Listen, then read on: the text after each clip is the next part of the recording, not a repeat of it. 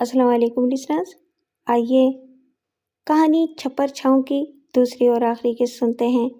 اس کے مصنف ہیں ایچ اقبال۔ تو آئیے شروع کرتے ہیں۔ ڈگی میں چھوٹا سا ٹینٹ پڑا ہوا ہے اور بقیہ ضروری سامان بھی، بس آج کی رات وہاں بسر کریں گے، کل واپسی ہوگی۔ یہ کہہ کر اس نے گاڑی اسٹارٹ کر دی۔ ان کی گاڑی گھر سے نکل کر پکی سڑک پر آ گئی۔ 10-12 کلومیٹر کے بعد پکی سڑک ختم ہو گئی، اب کچا راستہ شروع ہو گیا تھا۔ کچھ دیر تک آس پاس کے کھیت دکھائی دیتے رہے، پھر جنگل شروع ہو گیا۔ تقریباً 1 گھنٹے بعد وہ گاڑی سے نکلے اور رشید نے ایک مناسب جگہ پر اپنا ٹینٹ لگانے کا فیصلہ کر لیا۔ گاڑی کی پچھلی سیٹ پر رشید کا ایک مزارے بھی موجود تھا۔ یہ جگہ ٹھیک رہے گی نا بخشو؟ رشید نے پیچھے مڑ کر اپنے 50 سالہ مزارے بخشو کو دیکھا۔ جی جناب، بخشو نے کہا، بس یہی جگہ ٹینٹ لگانے کے لیے مناسب ہے، بخشو نے آس پاس دیکھتے ہوئے جواب دیا، اور جمال اور رشید گاڑی سے باہر نکل آئے۔ رشید نے اپنی رائفل کو کندھے سے لٹکایا اور کارتوس کا ڈبہ سنبھال کر جمال کے ساتھ چل دیا اور بولا، چل میرے یار، اب ہم پیدل گھومیں گے، یہاں تیتر کافی تعداد میں مل جاتے ہیں۔ اور جمال خاموشی سے اس کے ہمراہ چل دیا۔ وہ کافی دیر تک شکار کھیلتے رہے اور جب سورج ڈھلنے کے قریب ہوا تو دونوں نے واپسی کی راہ لی۔ تھک تو نہیں گئے؟ رشید نے جمال سے سوال کیا۔ ارے نہیں یار، میں تو پہلے سے زیادہ تازہ دم ہو گیا ہوں، جمال نے جواب دیا۔ اپنا بخشو کافی اچھا شیف ہے، تم اس کے ہاتھ کا پکا ہوا تیتر کھا کے دیکھنا۔ مجھے یقین ہے کہ پاکستان کے کسی 5 اسٹار ہوٹل میں بھی ایسا لذیذ کھانا تمہیں نہیں ملے گا۔ جب وہ اپنی گاڑی کے پاس پہنچے تو ٹینٹ نصب ہو چکا تھا اور سورج مغرب کی آغوش میں چھپنے جا رہا تھا۔ کیا سوچ رہے ہو یار؟ رشید نے جمال سے سوال کیا۔ میں فطرت کے بارے میں سوچ رہا ہوں، جمال نے ٹینٹ کے اندر داخل ہو کر کہا، جہاں پر چٹائیاں بچھی ہوئی تھیں اور تکیے بھی موجود تھے۔ کیا مطلب؟ رشید نے سوال کیا۔ اس اثنا میں بخشو خیمے میں داخل ہوا۔ رشید نے شکار کیے ہوئے تمام تیتر اس کے حوالے کر دیے۔ ابھی پکاؤں یا تھوڑی دیر بعد؟ بخشو نے موتبانہ انداز میں سوال کیا۔ ابے او کھامڑ، یہ جمال شہری بابو ہے، دیر سے کھانا کھاتا ہے، پہلے تو ہمیں گرم گرم چائے پلا، کھانا رات 8 بجے بنانا، اور اب تم جاؤ۔ بخشو جی اچھا کہتا ہوا باہر نکل گیا۔ رشید نے سوالیہ انداز میں جمال کو دیکھا، جیسے اس کو بات جاری رکھنے کا کہہ رہا ہو۔ یار رشید، ہم شہری لوگوں نے خود کو فطرت سے دور کر کے خود پر بڑا ظلم کیا ہے۔ اب دیکھو، یہ پرندے، یہ جانور جس طرح سے ہزاروں سال پہلے تھے، آج بھی ویسے ہی زندگی بسر کر رہے ہیں، تنکوں سے گھر بناتے ہیں، کوئی لالچ، کوئی ہرس، کوئی طمع نہیں ہوتا ان کو۔ آج کھایا، اس کے بعد بے فکر ہو گئے۔ ذرا بڑے شہروں کے لوگوں کی زندگی دیکھو۔ اب میں لاہور میں رہتا ہوں، جہاں سڑکوں پر ایک طوفان بدتمیزی برپا ہے، ٹریفک جیم، شاندار رہائشی مکان، اور پھر دوسرا مکان بنانے کا لالچ، پھر تیسرا مکان، شادی حالوں میں ہزاروں لاکھوں روپے برباد کرنا، عمرہ کی بیگمات کی بے تحاشا شاپنگ۔ ایک میراتھن ریس ہے شہروں میں جو کئی سالوں سے جاری ہے اور نہ جانے کب تک جاری رہے گی، اور ظلم یہ ہے کہ آگے سے آگے بڑھنے کی اس میراتھن ریس میں وہ بھی شامل ہونے پر مجبور ہیں جس میں 2 قدم چلنے کی بھی سکت نہیں ہے۔ اب دیکھو، اس جنگل میں کتنا سکون ہے، لیکن مسئلہ یہ ہے کہ جس طرح نشے میں مبتلا ہو کر انسان اس نشے سے جان نہیں چھڑا سکتا، اسی طرح آج کا ترقی یافتہ انسان آگے سے آگے بڑھنے کے نشے میں مبتلا ہے۔ شاندار گاڑی میں بیٹھا ہے مگر چہرے پر بے سکونی چھائی ہے، شاندار کھانے میز پر موجود ہیں مگر یا تو بھوک نہیں یا پھر ڈاکٹر نے منع کیا ہوا ہے۔ بس یار، میرا تو دل چاہتا ہے کہ اسی طرح کے کسی جنگل میں خیمہ لگا کے بقیہ زندگی گزار دوں۔ رشید نے بغور اس کی طرف دیکھا۔ یار جمال، یہ آج تو کیسی باتیں کر رہا ہے؟ اتنی مایوسی کیوں ہے تیرے اندر؟ اور میں 2-3 دن سے دیکھ رہا ہوں کہ تو کھویا کھویا سا رہتا ہے۔ پھر میں نے تجھے گھر والوں کو فون کرتے بھی نہیں دیکھا، نہ ہی بھابھی کا فون آتا ہے۔ خیریت تو ہے نا؟ جمال نے اس کی آنکھوں میں دیکھا اور پھر گویا ہوا، رشید تجھے معلوم تو ہے کہ تیری بھابھی سے میری ذہنی ہم آہنگی نہیں ہو سکی۔ وہ ایک انتہائی انا پرست عورت ہے۔ پھر اس نے رشید کو تمام حال کہہ سنایا۔ تو پھر تو نے کیا سوچا سسرال میں رہنے کے بارے میں؟ رشید بولا، میں تجھ سے پوچھتا ہوں کہ اگر تو میری جگہ ہوتا تو کیا کرتا؟ جمال نے الٹا اس سے سوال کر دیا۔ تیری جگہ میں ہوتا تو شادی کے 2 ماہ کے اندر اس قسم کی بیوی کو طلاق دے کر فارغ کر چکا ہوتا۔ سسرال میں رہنا تو دور کی بات ہے، رشید نے جواب دیا۔ بخشو چائے کے 2 کپ لے کر اندر داخل ہوا۔ ادھر رکھ دو اور کچھ ہی دیر میں کھانا تیار کر دو، رشید اس سے بولا۔ دونوں دوست چائے پینے میں مشغول ہو گئے۔ چائے پی کر دونوں خیمے سے باہر نکلے۔ آسمان پر بادلوں کی اور سے نکلتا اور اوٹ میں چھپتا ادھورا چاند ماحول پر ایک عجیب سی صحت طاری کیے ہوئے تھا۔ دونوں چلتے ہوئے کچھ دور نکل گئے اور چلتے چلتے رک گئے۔ رشید نے جمال کے کندھے پر ہاتھ رکھا اور نرم لہجے میں بولا، جو انسان تمہیں ذہنی تکلیف پہنچائے اس سے دور رہو۔ اپنا تو یہی اصول ہے۔ تیری بیوی کو تیری اچھائی اور تیری محبت کی ضرورت نہیں ہے تو تو کیوں خود کو خوار کر رہا ہے؟ زندگی ایک بار ملتی ہے اور نوجوانی تو سردیوں کی دھوپ کی طرح ہوتی ہے، ابھی تھی ابھی غائب۔ یا تو مکمل طور پر ہتھیار ڈال دے جیسے عام مرد ہوتے ہیں، بیوی سے صرف ازدواجی تعلق رکھ، اس نے جو پکایا کھا لیا، وہ جو بھی کر رہی ہے اس کو نہیں روکنا، اس طرح مرد کافی سیٹ رہتا ہے۔ لیکن اگر تو اسے کچھ جائز خواہشات رکھتا ہے جو کہ وہ پوری نہیں کر سکتی ہے اور نہیں کر رہی، تو پھر ایسی عورت سے جان چھڑانا بہتر ہے۔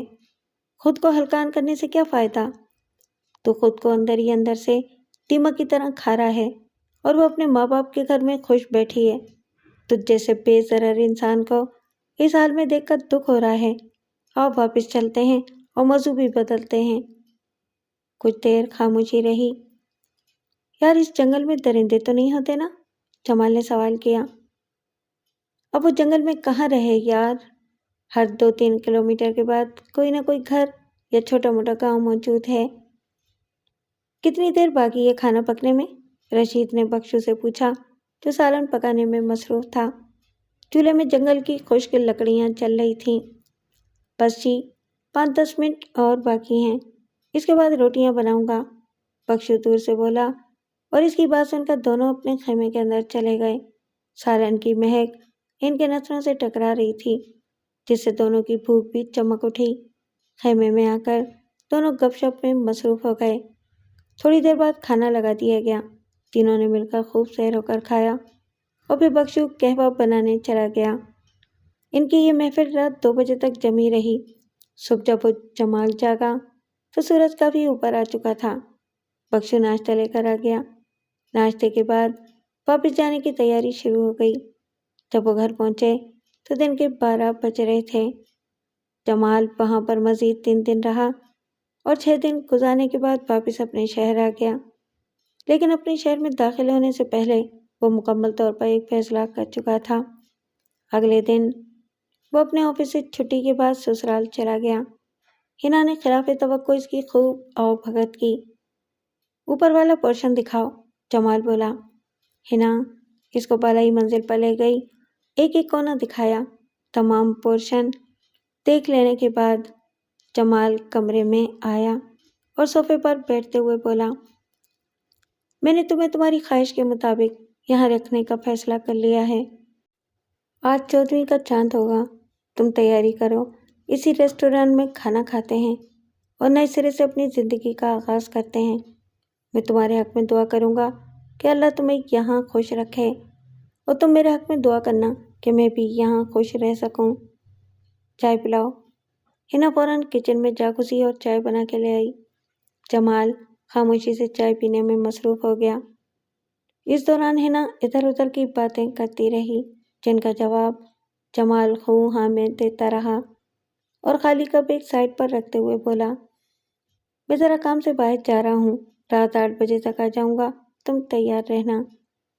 ہنا نے مسکرا کر اس کو الوداع کہا اور جمال سیڑھیاں اترتا ہوا نیچے چلا گیا۔ رات 9 بجے وہ اسی ریسٹورانٹ میں پہنچ گئے۔ ایک خالی ٹیبل سنبھالنے کے بعد جمال نے مچھلی کا آرڈر دیا اور خاموشی سے ہنا کی آنکھوں میں دیکھنے لگا۔ کیا دیکھ رہے ہو؟ وہ شوقی سے بولی۔ کل سے تمہیں بہت خوش دیکھ رہا ہوں، جمال نے جواب دیا۔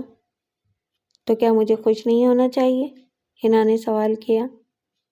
ضرور ہونا چاہیے، جمال بولا، ہر انسان کو خوش رہنے کا حق ہے۔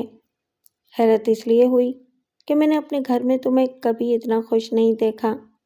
کل بالائی منزل والا پورشن دکھاتے ہوئے تم چہک رہی تھی، کیونکہ 3 سال بعد تم نے اپنا مقصد حاصل کر لیا۔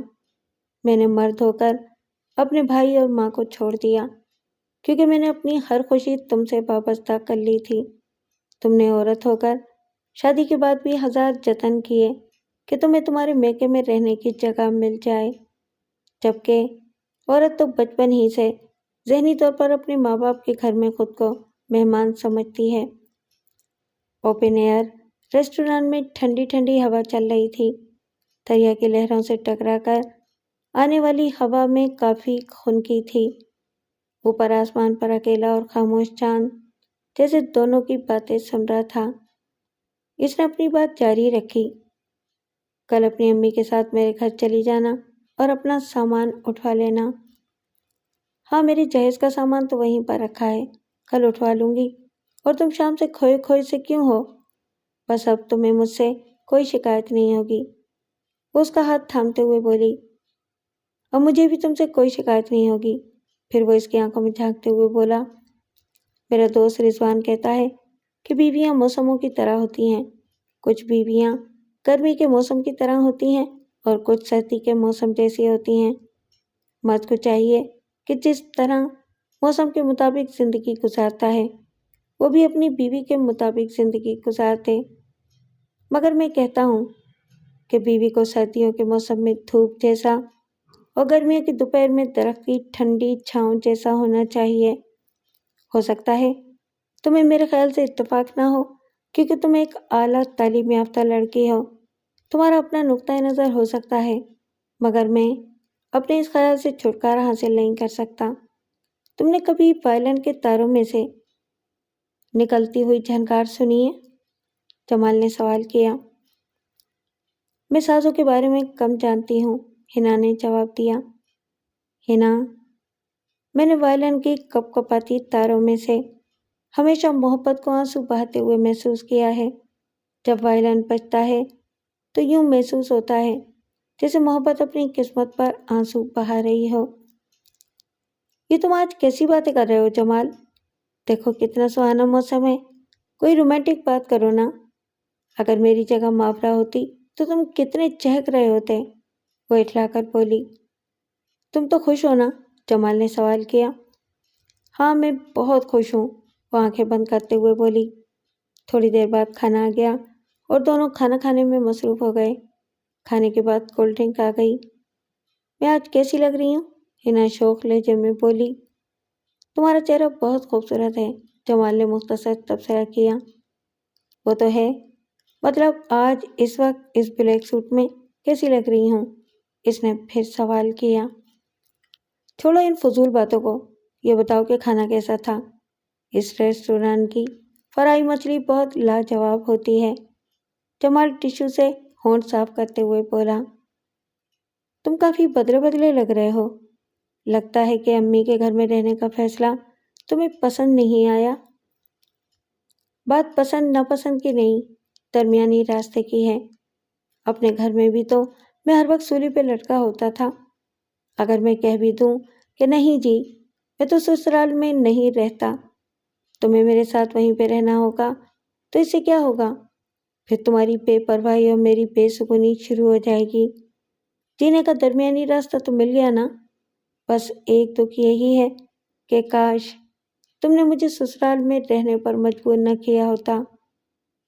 اب آپ ان باتوں کو چھوڑ کر نئی زندگی کا آغاز نہیں کر سکتے؟ ہنا اکتا کر بولی۔ میری ہر بات پر تم جلدی اکتا جاتی ہو۔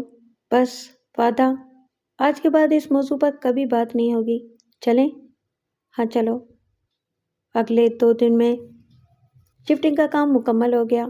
ہنا تو اپنے جہیز کا سارا فرنیچر اور دیگر سامان اپنی ماں کے گھر میں شفٹ کر چکی تھی۔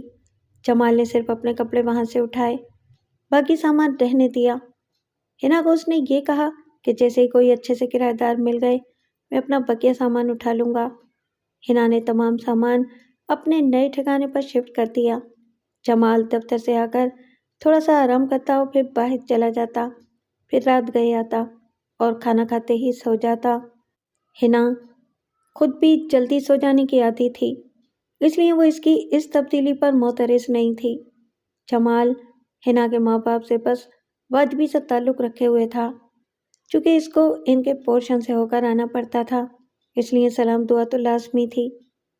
تقریباً 1 ہفتے تک جمال کی یہی روٹین رہی۔ ایک دن ہنا نے آخر وہ بات کہہ دی جو اس کی ماں کئی دن پہلے اس کے کان میں ڈال چکی تھی۔ جمال، آپ میرے والدین سے کچھ کھچے کھچے سے رہتے ہیں، کبھی ان کے ساتھ بیٹھتے نہیں، کبھی کوئی اسپیشل ٹائم نہیں دیا، بس گزرتے ہوئے سلام دعا کرنا تو کافی نہیں ہوتا نا؟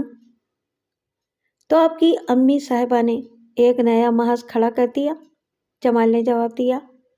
کیا ضرورت تھی ان کو یہ بات کہنے کی؟ یہاں رہتے ہوئے یہ میرے فرائض میں تو شامل نہیں ہے نا کہ میں ان کی محفلوں میں بھی شرکت کروں؟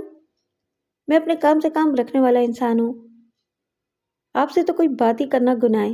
یہ کہہ کر ہنا پاؤں پٹکتی ہوئی کمرے سے باہر نکل گئی۔ رفتہ رفتہ ان دونوں کے درمیان پھر ایک اندھے کی سی دیوار بن گئی۔ اب ہوتا یوں تھا کہ جمال جب بھی دفتر سے گھر آتا تو اوپر جا کر اس کو بہت دیر تک ہنا کا انتظار کرنا پڑتا، بعض دفعہ تو اس کو آواز دے کر بلانا پڑتا تھا۔ ایک دن اس نے اپنی جھنجھلاہٹ ظاہر کر دی۔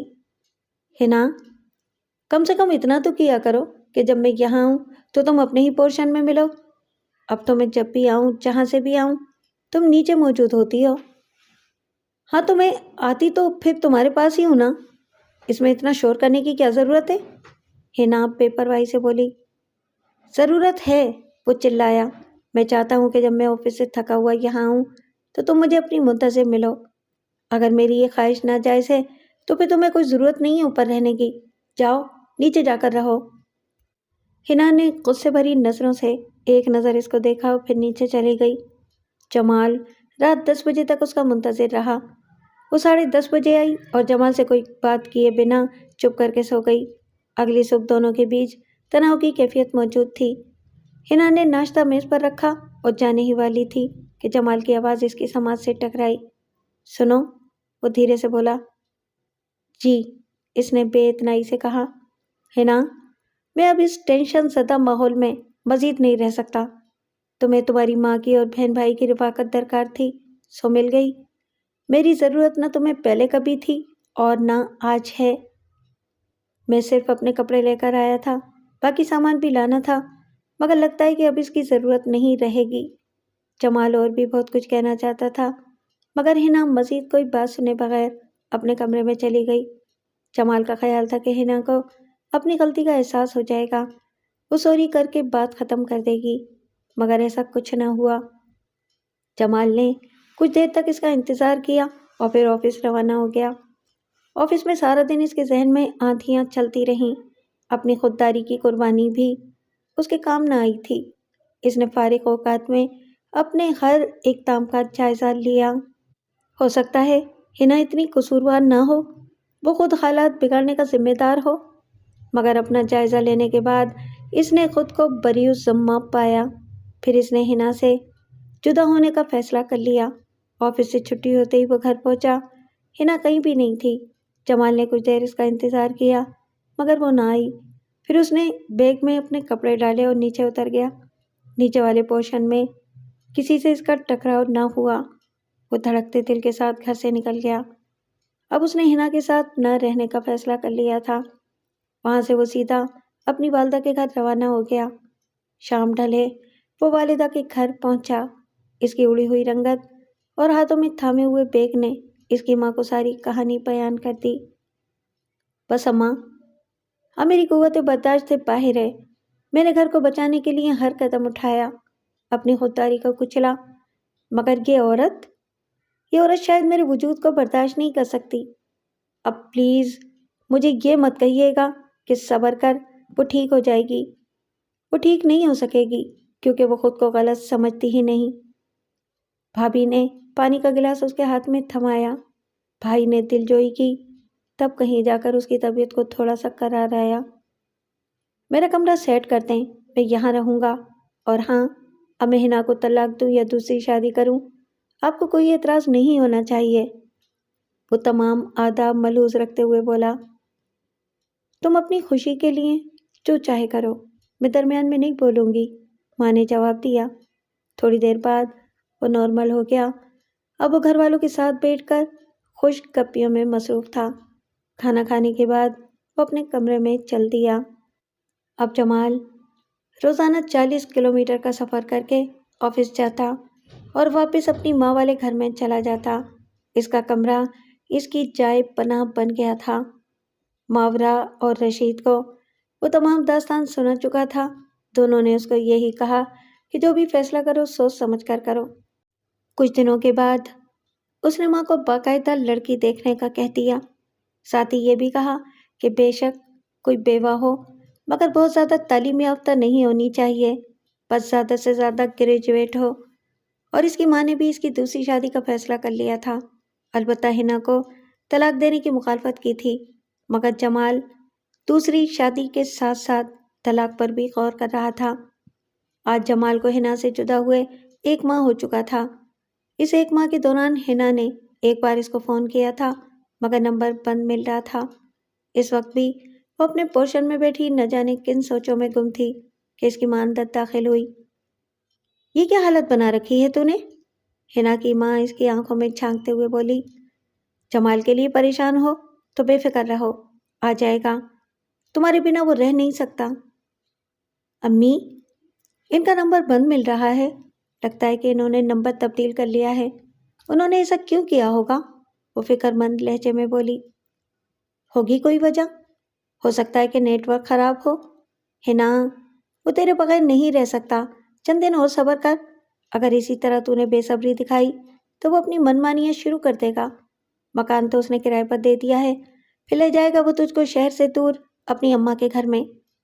مرد کو قابو کرنا بہت آسان کام ہے، لیکن یہ بے قابو ہو جائے تو پھر عورت کی ایک نہیں چلتی۔ حنا خاموش رہی۔ وہ دوبارہ گویا ہوئی۔ تیرے بھائی کے سسرال والے شادی پر اصرار کر رہے ہیں، کہتے ہیں کہ ہم نے حج پر جانا ہے، جب تک بیٹی کا فرض نہیں نبھائیں گے حج پر نہیں جائیں گے۔ آج وہاں جانا ہے، شادی کی تاریخ طے کرنی ہے، تو بھی اچھے سے کپڑے پہن لینا اور اپنا حلیہ بھی ٹھیک کر۔ میں ذرا کچن تک جاتی ہوں، سالن چل نہ جائے۔ یہ کہہ کر ماں کمرے سے نکل گئی۔ وقت پل لگا کر اڑتا رہا۔ گھنٹے دنوں میں اور دن مہینوں میں تبدیل ہوتے گئے۔ جمال کو گئے ہوئے 3 ماہ گزر گئے تھے۔ اس کا کوئی میسج یا کوئی فون نہیں آیا تھا، جبکہ اس سے پہلے کبھی ایسا نہیں ہوا تھا کہ جمال چند دن سے زیادہ اس کے بغیر رہ پایا ہو۔ حنا کی بے چینی میں اضافہ ہونے لگا۔ انجانے خدشات اس کے ذہن میں گردش کرنے لگے۔ ایک دن وہ اپنی ماں کو بتائے بغیر جمال کے آفس چلی گئی۔ ریسیپشن پر آ کر اس نے استقبالیہ کلرک کو بتایا کہ وہ جمال سے ملنا چاہتی ہے۔ کیا کام ہے جی آپ کو ان سے؟ کلرک نے روایتی سوال کیا۔ میں ان کی مسز ہوں، حنا نے جواب دیا۔ کلرک نے فون پر جمال کو آگاہ کیا اور پھر جمال کی بات سن کر وہ حنا سے مخاطب ہوا۔ جی وہ بزی ہیں، آپ سے نہیں مل سکتے۔ کیا مطلب؟ حنا غرائی۔ میں ان کی بیوی ہوں، ملاقاتی نہیں ہوں، مجھے ان کا کمرہ دکھائیے۔ کلرک نے حنا کو سمجھانے کی کوشش کی اور جب وہ باز نہ آئی تو کلرک نے پھر جمال کو فون کیا۔ جمال نے آنے کی اجازت دے دی۔ جائیے جی، وہ سامنے والا کمرہ ان کا ہے۔ یہ کہہ کر وہ اگلے ملاقاتی کی طرف متوجہ ہو گیا۔ حنا اپنی جگہ سے اٹھی اور جمال کے کمرے کا دروازہ کھول کر اندر چلی گئی۔ جمال نے سوالیہ نظروں سے اس کی طرف دیکھا۔ میں یہاں سے گزر رہی تھی، سوچا تمہارا حال پوچھتی جاؤں، وہ تھوک نگلتے ہوئے بولی اور پھر سامنے رکھی ہوئی کرسی پر بیٹھ گئی۔ جمال دوبارہ اپنے کام میں مصروف ہو گیا۔ हिना कुछ देर खामोश रही, फिर उसने पहलू बदलना शुरू कर दिया। जमाल की तरफ से इसको इतनी अजनबियत की तवक्को नहीं थी। फिर वो अपने लहजे के खोखलेपन समेत दोबारा बोली, आपने ना कोई मैसेज किया ना फ़ोन। घर में छोटी मोटी बातें तो होती ही रहती हैं। वो मैं दरअसल, आप खामोश क्यों हैं? जमाल ने इंटरकॉम पर अपने एक मातहत को बुलाया।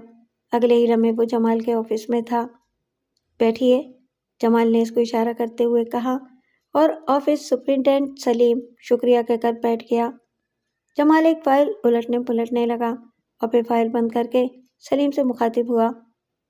ये फाइल मैंने देख ली है, इसमें कुछ ज़रूरी कागजात नहीं हैं। इनके बगैर तो ये प्रोजेक्ट मुकम्मल नहीं हो सकता। आप फ़ौरन सिद्दीकी साहब को आगाह कीजिए और बताइए कि कौन कौन से कागजात मज़ीद लगने हैं और जितनी जल्दी मुमकिन हो ये फ़ाइल मुकम्मल करके मेरे हवाले कीजिए। चाय का मूड है तो बैठिए, वरना आपको इजाज़त है। जमाल ने मुस्कुराकर सलीम को देखते हुए कहा, शुक्रिया सर, मैं चलता हूँ। ये कहकर सलीम वापस चला गया। जमाल अब हिना से मुखातिब हुआ, तो हिना साहिबा, आप यहाँ से गुजर रही थीं और आपने सोचा कि पता करती जाऊँ कि जमाल जिंदा है या मर गया है। जमाल तलखी से मुस्कुराया।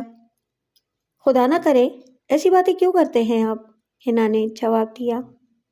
क्या अम्मी से कोई नया टोटका पूछकर फिर से मुझे जहनी टेंशन देने आई हैं आप? वो तंज करते हुए बोला। बस जाने दीजिए, आज ऑफिस के बाद सीधे घर आ जाइए। मुझे आपकी कमी महसूस होती है। हिना हारे हुए ज्वारी की तरह बोली। ओहो, तो आपको भी मेरी कमी महसूस हुई और आप मुझे दोबारा इसी जहन्नम ज़दा जिंदगी में ले जाने के लिए आ गई हैं? जमाल ने तंज किया। ऐसी बात नहीं है, मुझे वाकई आपकी कमी महसूस होती है। हिना नजरें झुकाकर बोली। जमाल के चेहरे पर तनाव की कैफियत पैदा हुई और वो बोला, हिना साहिबा, आपकी आना अभी तक बाकी है। मेरी कशिश तुम्हें यहाँ खींच लाई, मगर मुझे कहती हो कि यहाँ से गुजर रही थी। सोचा तुम्हें देखती जाऊँ और फिर तुम मुझे वापस अपनी माँ के घर ले जाना चाहती हो। हिना, अगर तुम अपने माजी पर पशेमा हो गई और अपनी अनापरस्त तबीयत को कुचल चुकी होती तो मेरा लहजा ये ना होता जो अब है। तुम वही हिना हो। तुम मुझे अपनी अनापरस्त और बेपरवाह तबीयत की वजह से हमेशा जहनी टॉर्चर करती रही हो। तुम जरा भी नहीं बदली हो। हाँ, तन्हाई से उकता कर वही चूहे बिल्ली वाला खेल खेलने के लिए फिर से ताज़ा दम होकर आई हो। हिना, अब हम दोनों कभी एक छत के नीचे नहीं रह सकते। तुम सारे शहर को मेरी मिन्नतें कराने के लिए ले आओ, तब भी मैं तुम्हारे साथ नहीं रह सकता। अब तुम जा सकती हो, क्योंकि ये मेरा घर नहीं है, ऑफिस है। ये कहकर वो काम में मसरूफ हो गया। हिना अपनी जगह से खड़ी हो गई। उसका अंदाज ऐसा था जैसे कुछ कहना चाहती हो, मगर कुछ कहे बिना वापस लौट गई। फिर दरवाजे पर रुककर पलटकर जमाल की तरफ देखा। उसकी आंखों से आंसू बह रहे थे। अपने आंसू उसने हथेली से साफ किए और फिर से मुखातिब हुई। जमाल, तुम मुझे कितना ही बुरा भला कहो, मैं ज़रा भी माइंड नहीं करूँगी। और एक बात तुम्हें आज बताए देती हूँ, जिसमें ज़रा भी छूट नहीं है, कि मैं आपके बगैर नहीं रह सकती, क्योंकि मैं आपसे मोहब्बत करती हूँ। यह कहकर इसने भीख मांगने वाले अंदाज में जमाल को देखा और दरवाज़ा खोलकर कमरे से बाहर निकल गई। जमाल इसके एतराफ़ मोहब्बत से रत्ती भर भी मुतासिर न हुआ और अपने काम में मसरूफ़ हो गया। छुट्टी होते ही वो घर की तरफ रवाना हुआ। वो तमाम रास्ते हिना से होने वाली आज की मुलाकात और इसके अनोखे रूप के बारे में सोचता रहा। इसने ज़िंदगी में पहली बार अपनी बीवी के मुंह से अपने लिए एतराफ़ मोहब्बत के अल्फाज सुने थे, लेकिन इसने यकीन न किया। वो इस बात को हिना का नया तरीक़ा वारदात जानकर फरामोश कर देना चाहता था। दूसरे अल्फाज में यूँ कहना चाहिए, क्या वो किसी भी सूरत में हिना के पास वापस जाना नहीं चाहता था। अपनी 3 साला अज़दवाजी रिफ़ाक़त में जमाल ने हिना को एक अच्छी बीवी बनाने के लिए तमाम हरबे इस्तेमाल किए थे। अब वो मज़ीद कोई हरबा इस्तेमाल करने के मूड में नहीं था। घर जाते ही वो सोफ़े पर ढेर हो गया। अपनी बीवी से कई माह की दूरी की वजह से वो घर की रोज़ रोज़ की टेंशन से तो ज़रूर बच गया था, मगर अंदर की तन्हाई में کافی اضافہ ہو گیا تھا۔ بھائی اور بھابھی کو خوشگپیاں کرتے ہوئے دیکھتا تو اس کے دل میں ایک خلیش سی محسوس ہوتی۔ کبھی کبھی حنا کی یاد بھی اس کو بے چین کر دیتی تھی۔ اس نے تھوڑی دیر بعد ماں کو آواز دی۔ اس کی بھتیجی کمرے میں داخل ہوئی۔ چاچو جی، دادی اماں تو ساتھ والوں کے گھر گئی ہیں، وہ لوگ حج پر جا رہے ہیں نا، تو ان سے ملنے گئی ہیں، ثنا نے ایک ہی سانس میں بتاتے ہوئے کہا۔ ایک گلاس پانی پلاؤ بیٹا، جمال بوٹ اتارنے کے بعد موزے اتارتے ہوئے بولا۔ ثنا جی اچھا کہتے ہوئے چلی گئی۔ تھوڑی دیر بعد وہ پانی کا گلاس تھامے اندر داخل ہوئی۔ تھینک یو بیٹا، جمال نے گلاس پکڑتے ہوئے کہا اور پانی پینے لگا۔ پانی پی کر اس نے خالی گلاس ثنا کو تھمایا تو وہ واپس چلی گئی۔ وہ صوفے پر ہی لیٹ گیا۔ آج وہ خود کو بہت شکستہ محسوس کر رہا تھا۔ دل کی سچی خوشی اس سے کافی دور تھی۔ آفس میں تھوڑا بہت دل لگ جاتا تھا، مگر چھٹی کے بعد وہ گویا ایک اندھے کے قید خانے میں چلا جاتا تھا۔ وہ آنکھوں پر بازو رکھے سوچوں میں گم تھا کہ ماں کی آواز نے اس کو چونکا دیا۔ طبیعت تو ٹھیک ہے نا تیری؟ ماں نے اس کے ماتھے پر ہاتھ رکھتے ہوئے پوچھا۔ اماں طبیعت تو بالکل ٹھیک ہے، مگر آج کل دل پر ایک عجیب سا بوجھ ہے۔ دل کرتا ہے یہ شہر چھوڑ کر کسی جنگل میں نکل جاؤں یا کسی پہاڑ کے دامن میں ایک درخت کے نیچے چھوٹا سا خیمہ لگا کر زندگی گزار دوں۔ وہ بیٹھتے ہوئے بولا۔ میں تیرے لیے لڑکی ڈھونڈ رہی ہوں، تو فکر نہ کر، اچھی بیوی ملے گی تو تیرا دل لگ جائے گا۔ ابھی میں ساتھ والوں کے گھر سے آ رہی ہوں، میاں بیوی حج پر جا رہے ہیں نا، کافی مہمان آئے ہوئے تھے، وہاں پر ایک لڑکی میں نے دیکھی ہے، غریب لوگ ہیں۔ اس کی ماں کہہ رہی تھی کہ میری 5 بیٹیاں ہیں، میں نے باتوں باتوں میں تیرا ذکر کر دیا تو انہوں نے مجھے اپنے گھر آنے کی دعوت دے دی۔ اس کی ماں تفصیل بتاتے ہوئے بولی۔ ٹھیک ہے اماں، آپ ماں ہیں، میرے لیے جو بھی کریں گی اچھا ہی کریں گی۔ وہ اپنی جگہ سے اٹھتے ہوئے بولا۔ کہاں جا رہے ہو؟ ابھی تو آفس سے آئے ہو؟ ماں نے پوچھا۔ میں کچھ دنوں کے لیے شہر سے دور جانا چاہتا ہوں، 8-10 دنوں کی چھٹی چاہیے، اس کے لیے میڈیکل سرٹیفکیٹ بنوانا ہے۔ کہاں جاؤ گے؟ گھر سے زیادہ سکون اور کہاں ملے گا تمہیں؟ ماں نے پوچھا۔ گھر؟ اس نے زہریلی مسکراہٹ سے زیر لب کہا اور ماں کے کاندھے پر ہاتھ رکھتے ہوئے بولا۔ اماں، گھر کے جہنم میں جتنا میں جلا ہوں شاید آپ کو ابھی تک پتہ بھی نہیں، میں بس ویسے ہی آؤٹنگ کے لیے جا رہا ہوں۔ ٹریفک کا شور، گاڑیوں کے ہارن، اٹھ پٹانگ قسم کی موسیقی، کیا ہے شہر میں سوائے ان فضولیات کے؟ ویسے بھی چند دنوں کے لیے جا رہا ہوں، آخر رہنا تو اسی شہر میں ہے، 1 ہفتے بعد آ جاؤں گا۔ یہ کہہ کر وہ کمرے سے باہر نکل گیا۔ شام تک اس نے ضروری کاغذات بنوائے اور ایڈمنسٹریشن آفیسر کے گھر دے دیے۔ وہ اس کا دوست بھی تھا اور باس بھی۔ اس نے 1 ہفتے کی چھٹی منظور کر لی۔ گھر آ کر اس نے شولڈر بیگ میں کپڑے اور ضروری سامان رکھنا شروع کر دیا۔ کہاں کی تیاری ہے؟ اس کا بڑا بھائی کمرے میں داخل ہوتے ہوئے بولا۔ بھائی جان، ہو سکتا ہے کہ رشید کے پاس چلا جاؤں یا پھر 2-3 مزارات پر حاضری دوں، کچھ روحانی سکون کی تلاش میں جا رہا ہوں۔ جمال اپنی 2-3 کتابیں بیگ میں ٹھوستے ہوئے بولا۔ ہاں اچھی بات ہے، ہمارے لیے بھی دعا کرنا۔ ویسے بھی میں دیکھ رہا ہوں کہ تم جب سے یہاں آئے ہو کافی کھوئے کھوئے سے ہو اور بے چین سے رہتے ہو۔ تم بے فکر ہو کر جاؤ، جیسے ہی واپس آؤ گے ہم تمہاری شادی کر دیں گے، اپنا خیال رکھنا۔ آج ہی جا رہے ہو کیا؟ بھائی نے سوال کیا۔ جی، رات 10 بجے والی ٹرین سے جا رہا ہوں، رشید کو فون کیا تھا، وہ اپنے کاروبار کے سلسلے میں کراچی گیا ہوا ہے، میرا ارادہ ملتان جانے کا ہے، وہاں پر اولیاء کرام کے بہت سے مزارات ہیں، 2 دن وہاں رہوں گا، پھر وہاں سے بھاولپور جاؤں گا، وہاں کے ایک گاؤں میں بہت پہنچے ہوئے بزرگ کا مزار ہے، سنا ہے وہاں پر مانگی جانے والی ہر دعا قبول ہوتی ہے، 1-2 دن وہاں رہ کر رشید کے پاس جاؤں گا۔ ٹھیک ہے، تم کہو تو تمہیں اسٹیشن تک چھوڑاؤں؟ بھائی نے پیشکش کی۔ ارے نہیں بھائی جان، ٹیکسی کس لیے ہے، آپ آرام کریں۔ پھر وہ ماں کی طرف متوجہ ہوا۔ چلتا ہوں اماں، کھانا تو کھا لیتے، ماں نے کہا۔ بھوک نہیں ہے، اور پھر اس نے ایک طویل سانس لی اور ماں کے گلے میں دونوں بازو ڈالتے ہوئے بولا۔ اماں، میں ایک گھر توڑ کر نیا گھر بسانے کا فیصلہ کر چکا ہوں۔ مجھے اس چیز سے نفرت ہے جس میں کسی کی شکست شامل ہو۔ حنا کو طلاق دینا میرے لیے بہت مشکل فیصلہ ہوگا۔ اس سے علیحدگی بھی ضروری ہے۔ میں اللہ سے وہ طاقت مانگنے جا رہا ہوں جو مجھے طلاق جیسے مشکل کام کی ہمت دے۔ آپ اس لڑکی کے بارے میں ضرور بات کریں۔ میں چاہتا ہوں کہ میں جیسے ہی واپس آؤں یہ دونوں کام ہو جائیں اور زندگی کا ایک نیا سفر شروع کر سکوں۔ جاؤ بیٹا، اللہ تمہارا مددگار ہو اور ہر قدم پر تمہیں سکون کی چھاؤں ملے، ماں دعائیں دیتے ہوئے بولی۔ آپ کی یہی دعائیں مجھے ڈوبنے نہیں دیتی۔ چلتا ہوں، یہ کہہ کر وہ گھر سے باہر نکل گیا۔ اس کی مطلوبہ ٹرین اپنے پلیٹ فارم پر کھڑی تھی۔ وہ اپنی ریزرو شدہ سیٹ پر آ کر بیٹھ گیا۔ تقریباً آدھے گھنٹے بعد ٹرین نے چلنا شروع کر دیا۔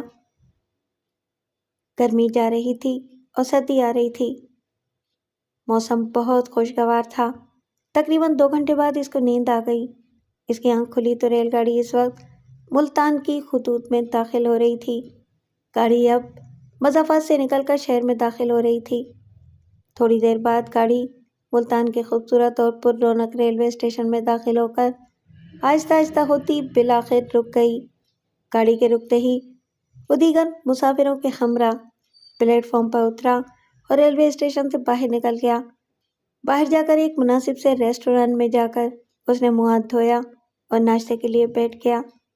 ناشتہ کرنے کے بعد اس نے ویٹر سے اخبار منگوایا اور وہیں پر پڑھنا شروع کر دیا۔ اخبار پڑھ کر اس نے ٹیبل پر رکھا اور باہر دیکھا۔ سورج نکلے کافی دیر ہو چکی تھی۔ اس نے بل ادا کیا اور باہر آ گیا۔ اب اس کی منزل حضرت شاہ رکن عالم رحمۃ اللہ علیہ کا مزار تھا۔ اس نے رکشے والے کو آواز دی اور مطلوبہ جگہ جانے کو کہا۔ رکشے والے نے اس کو بیٹھنے کا اشارہ کیا اور آدھے گھنٹے بعد وہ وسیع اور اس مزار کے احاطے میں تھا۔ یہاں پر کافی رونق تھی۔ وہ آہستہ آہستہ چلتا ہوا مزار کے قریب گیا، دعا مانگی اور وہیں گھٹنوں میں سر دے کر بیٹھ گیا۔ تقریباً آدھا گھنٹے بعد اس نے سر اٹھایا، آس پاس کا جائزہ لیا اور مزار پر ایک نظر ڈالتے ہوئے باہر نکل گیا۔ جمال نے وہ سارا دن ادھر ادھر گھومتے ہوئے اور نوافل پڑھتے ہوئے گزار دیا، مگر اس کے دل کی بے کلی کم نہ ہوئی۔ ایک عجیب سی بے چینی جو اس کے شہر سے اس کے ساتھ ہی روانہ ہوئی تھی، اس بے کلی کا وجود ابھی تک باقی تھا۔ شام کا سورج غروب ہوتے ہی اس نے وہاں سے روانہ ہونے کا فیصلہ کیا اور رات کا کھانا کھاتے ہی ریلوے اسٹیشن کی راہ لی۔ وہاں جا کر پتہ چلا کہ بہاولپور جانے والی ٹرین کچھ دیر پہلے روانہ ہوئی ہے۔ اگلی ٹرین رات کے 2 بجے روانہ ہوگی۔ وہ ٹکٹ لے کر ویٹنگ روم میں چلا گیا۔ 3rd کلاس قسم کا ویٹنگ ہال تھا۔ بھانت بھانت کے لوگ وہاں موجود تھے۔ تمام نشستیں پر تھیں۔ اکثر لوگ بیٹھنے والی نشستوں پر لمبی تان کر سو رہے تھے۔ جمال نے آس پاس کا جائزہ لیا اور ایک ستون سے ٹیک لگا کر بیٹھ گیا۔ وہ کافی دیر تک خلاؤں میں گھورتا رہا، پھر وہاں پر ہونے والے اضافی شور سے اس کی توجہ بدلی تو اس کی نظر ایک فیملی پر پڑی جو 4 افراد اور 2-3 بچوں پر مشتمل تھی۔ وہ سب اس کے قریب ہی چادر بچھا کر بیٹھ گئے۔ اس فیملی کی سب سے نمایاں چیز ایک سیاہ فام موٹی سی عورت تھی جو مسلسل گلا پھاڑ پھاڑ کر چلائے جا رہی تھی۔ یہ تم کہاں لے آئے شہباز کے ابا؟ یہاں پر تو بیٹھنے کی جگہ بھی نہیں ہے۔ اچھے بھلے اے سی والی گاڑی پر جا رہے تھے، مگر تمہاری بہو کو ٹرین سے جانے کا شوق جاگ اٹھا۔ اب مزے کرو، گاڑی بھی 4 گھنٹے بعد آئے گی۔ یہ کہہ کر وہ دوزانہ ہو کر بیٹھ گئی۔ او کوئی بات نہیں فریدہ، اگر ہماری بہو کو ریل گاڑی کا شوق ہے تو زیادہ خود کو ہلکان مت کر۔ ایک سفید ریش نورانی صورت ادھیڑ عمر کے آدمی نے ملائمت سے جواب دیا۔ ارے میں کیوں خود کو ہلکان کروں گی؟ خود ہی بھگتے گی جب 4 گھنٹے یہاں انتظار کر کے گزارے گی۔ دیکھنا اس کے دونوں بچے ہماری ناک میں دم کر دیں گے، وہ زہر خند لہجے میں بولی۔ اس کی بہو ان باتوں سے بے پرواہ آس پاس کا جائزہ لے رہی تھی۔ جمال بڑی محویت سے ان کا جائزہ لے رہا تھا، جو کسی گاؤں کے کھاتے پیتے لوگ لگتے تھے۔ وہ سفید ریش بزرگ جمال کے قریبی آ کر بیٹھ گیا۔ چائے تو لے آؤ، وہ موٹی عورت اس بزرگ سے مخاطب ہوئی۔ اس کا لہجہ ہنو زہر میں بجھا ہوا تھا۔ ابھی لایا جی، وہ بزرگ اٹھتے ہوئے بولا۔ پھر وہ جمال سے مخاطب ہوا، آپ چائے پئیں گے جی؟ نہیں شکریہ، جمال مسکراتے ہوئے بولا۔ کیا آپ چائے بالکل نہیں پیتے؟ بزرگ نے سوال کیا۔ جو چائے میں پیتا ہوں وہ یہاں پر تو ہرگز نہیں ملے گی، رہنے دیں، جمال نے جواب دیا۔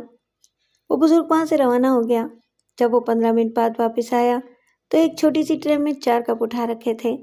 2 کپ خواتین کو دے کر تیسرا کپ اس نے جمال کے ہاتھ میں پکڑا دیا۔ پی لیں جی، یہاں بڑی اچھی چائے ملتی ہے، جس کینٹین سے میں چائے لایا ہوں اس کا باپ میرے بچپن کا دوست تھا، وہ تو مر گیا، اب اس کا بیٹا یہ کینٹین سنبھالے ہوئے ہے۔ ماشاءاللہ چائے ویسی ہی بناتا ہے جیسی اس کا باپ بناتا تھا، بزرگ نے اس کے قریب بیٹھتے ہوئے کہا۔ جمال نے کپ لے کر اپنے قریب رکھ دیا۔ آپ نے تکلیف کی؟ وہ مسکراتے ہوئے بولا۔ اور نہیں بیٹا، اس میں تکلیف کی کیا بات ہے؟ تیری شکل میرے بڑے بیٹے سرفراز سے ملتی جلتی ہے۔ سرفراز آج کل کینیڈا میں ہوتا ہے، وہاں پر MBBS ڈاکٹر ہے۔ تمہارا نام کیا ہے؟ بزرگ نے سوال کیا۔ جی مجھے جمال کہتے ہیں، جمال الدین۔ ماشاءاللہ بڑا پیارا نام ہے۔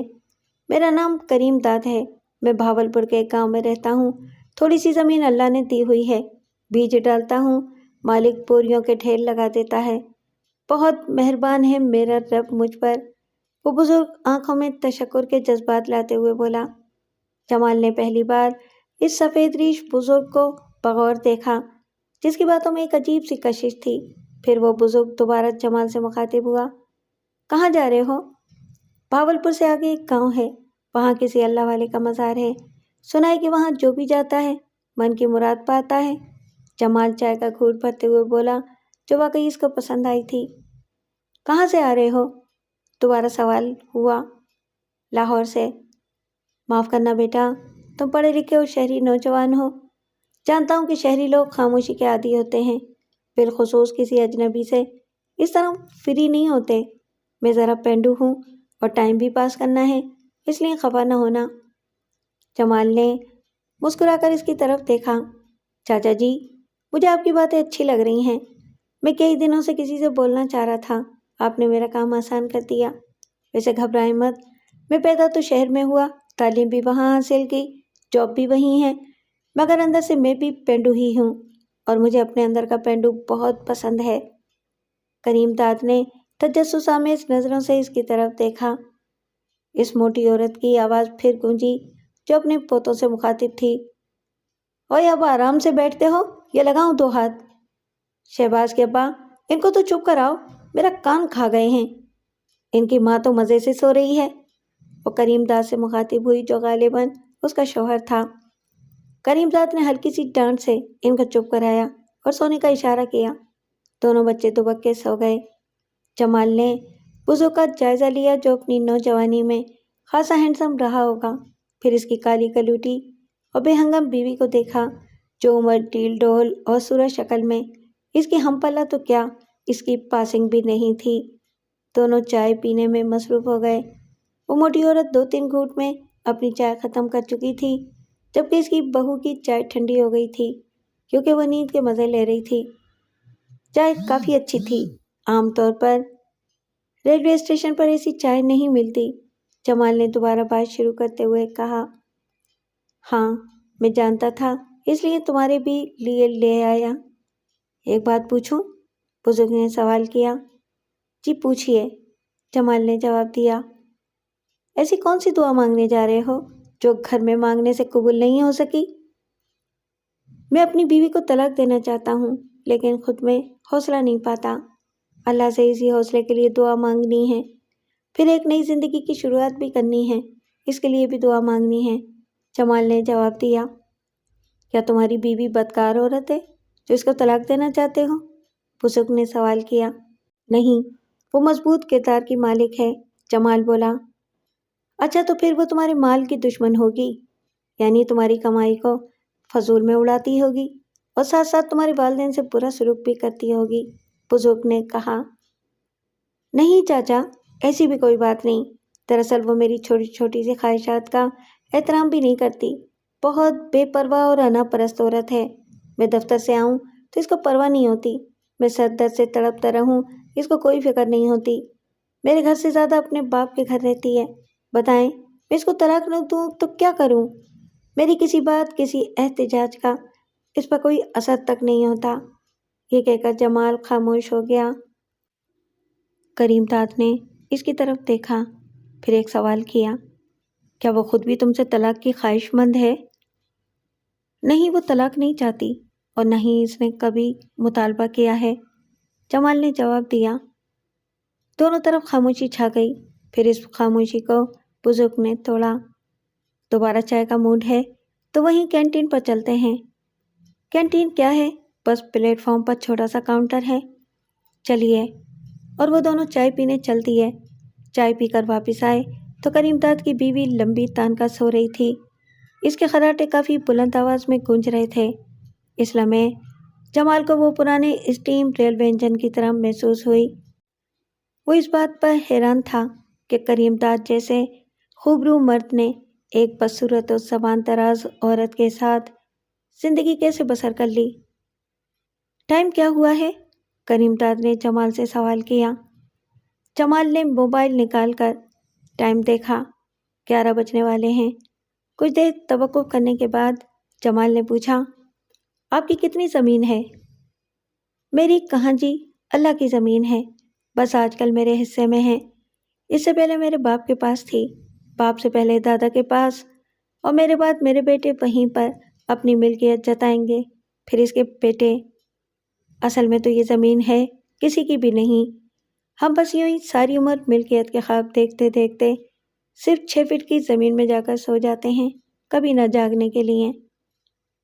مجھے گاؤں کی لائف بہت پسند ہے، جمال بولا۔ گاؤں میں ابھی فطرت کے مطابق زندگی گزاری جا سکتی ہے۔ اس کی بات سن کر کریم داد نے اس کے گھٹنے پر ہاتھ رکھا اور انتہائی خلوص اور انکساری سے بولا، تو پھر تم 2 دن ہمارے مہمان بن کے رہو، تیسرے دن میں خود تمہیں اسی بزرگ کے مزار پر چھوڑ آؤں گا۔ تم سے مجھے اپنے بیٹے سرفراز کی خوشبو آتی ہے، میری خواہش ہے کہ 2 دن مزید تمہارے ساتھ گزریں۔ ٹھیک ہے جی، اگر اماں جی کو، مطلب ہے کہ آپ کی بیوی کو اعتراض نہ ہو تو۔ مجھے تو یہ بہت غصے والی لگتی ہیں، ورنہ تو 2 دن آپ لوگوں کے ہمراہ بسر کرنے پر کوئی اعتراض نہیں ہے مجھے، بلکہ مجھے تو خوشی ہوگی۔ غصے کی تیز ہے، دل اس کا شیشے کی طرح ہے، کریم داد محبت بھری نظریں اپنی بیوی پر ڈالتے ہوئے بولا۔ جمال نے آنکھیں بند کر لیں اور ستون سے ٹیک لگا لی۔ رات کے 2:20 پر ٹرین پہنچ گئی۔ کریم داد جاگ رہا تھا، اس نے سب کو جگایا اور سب گاڑی کی طرف روانہ ہو گئے۔ گاڑی میں زیادہ رش نہیں تھا، کچھ دیر بعد گاڑی چل پڑی۔ جمال آنکھیں موند کے سونے کی کوشش کرنے لگا، پھر کریم داد اپنی بیوی سے مخاطب ہوا، میں نے کہا سرفراز کی ماں سو گئی ہو کیا؟ جاگ رہی ہوں، کیوں شور مچا رہے ہو؟ وہ نیموا آنکھوں سے بولی۔ ذرا اس منڈے کو دیکھ، وہ سوئے ہوئے جمال کی طرف اشارہ کرتے ہوئے بولا، یہ بالکل اپنے سرفراز جیسا ہے نا، وہی ناک نقشہ، بولتا بھی سرفراز کی طرح ہے۔ یہ بھی بھاولپور جا رہا ہے، گھر تو اس کا لاہور میں ہے۔ میں نے اس کو اپنے گھر میں 2-3 دن رہنے کا کہا ہے، وہ خوش دلی سے بولا۔ تمہیں تو بہت شوق ہے مہمان پالنے کا، اب کیا ضرورت تھی کسی غیر آدمی کو اپنے گھر دعوت دینے کی؟ وہ منہ بنا کر بولی۔ مجھے تو ذرا بھی غیر نہیں لگا، اپنا اپنا سا لگا ہے، یہ کہہ کر وہ کھڑکی کے پاس دیکھنے لگا۔ کریم داد کا گھر بہت خوبصورت تھا، یہاں اس کو سب نے یوں خوش آمدید کہا جیسے وہ اسی گھر کا فرد ہو۔ کریم داد نے اس کو اپنے ہی کمرے میں رہنے کی جگہ دی۔ جب وہ نیند سے جاگا تو اسے کریم داد جائے نماز پر نظر آیا، جو اشراق کی نماز پڑھ رہا تھا۔ جمال اس کو بغور دیکھنے لگا۔ کریم داد بہت خشوع و خضوع سے نماز پڑھ رہا تھا۔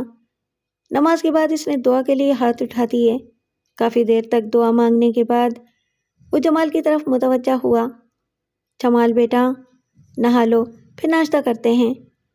جمال اٹھ کر باتھ روم چلا گیا، نہانے کے بعد ناشتہ کیا اور سگریٹ سلگا کر اس کا دھواں فضا میں چھوڑنے لگا۔ کافی بڑا گھر ہے، جمال نے کریم داد کی طرف دیکھا۔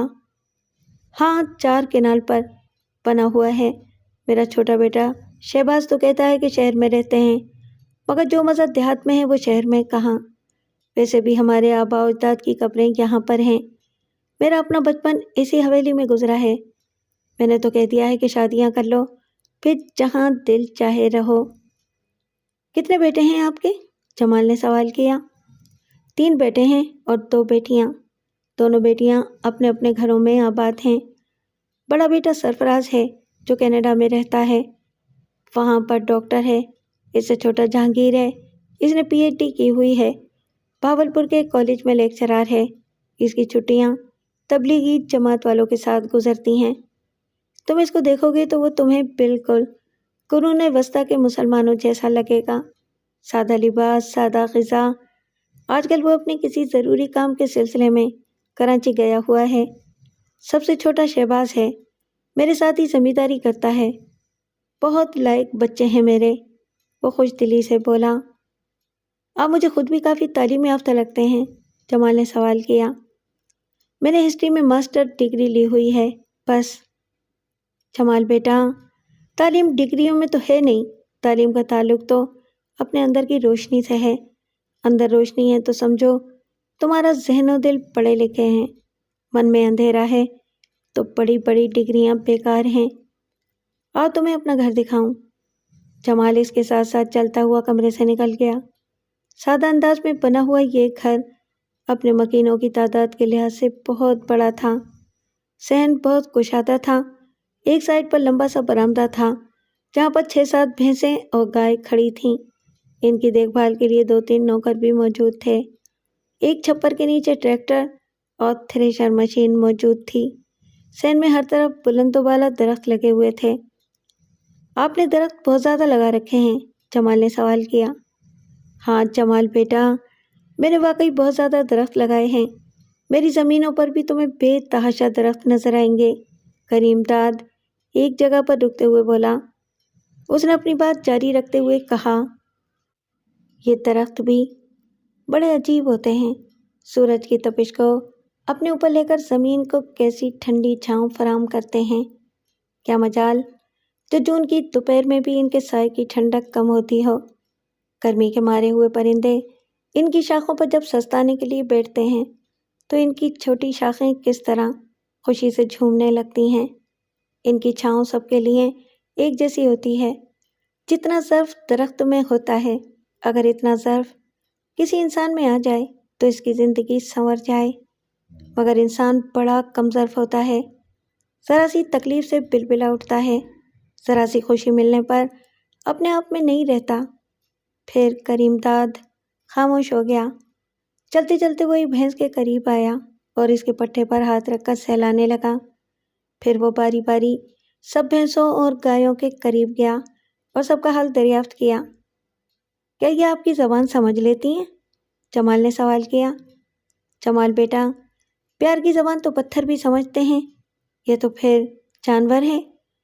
بس تو میٹھے بول، ذرا مسکرا کر دیکھنا، کوئی خرچہ نہیں آتا۔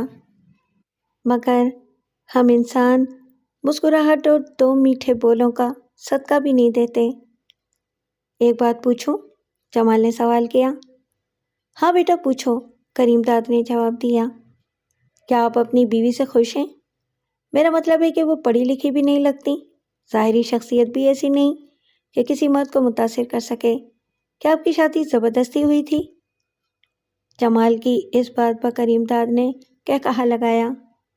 او بیٹا، شادی کا فیصلہ آسمانوں پر ہوتا ہے، جوڑے تو میرا پروردگار بناتا ہے۔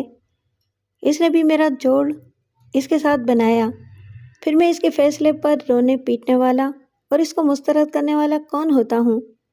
اسی کا نام تسلیم و رضا ہے کہ اپنے رب کے ہر فیصلے کو من و عن تسلیم کر لیا جائے۔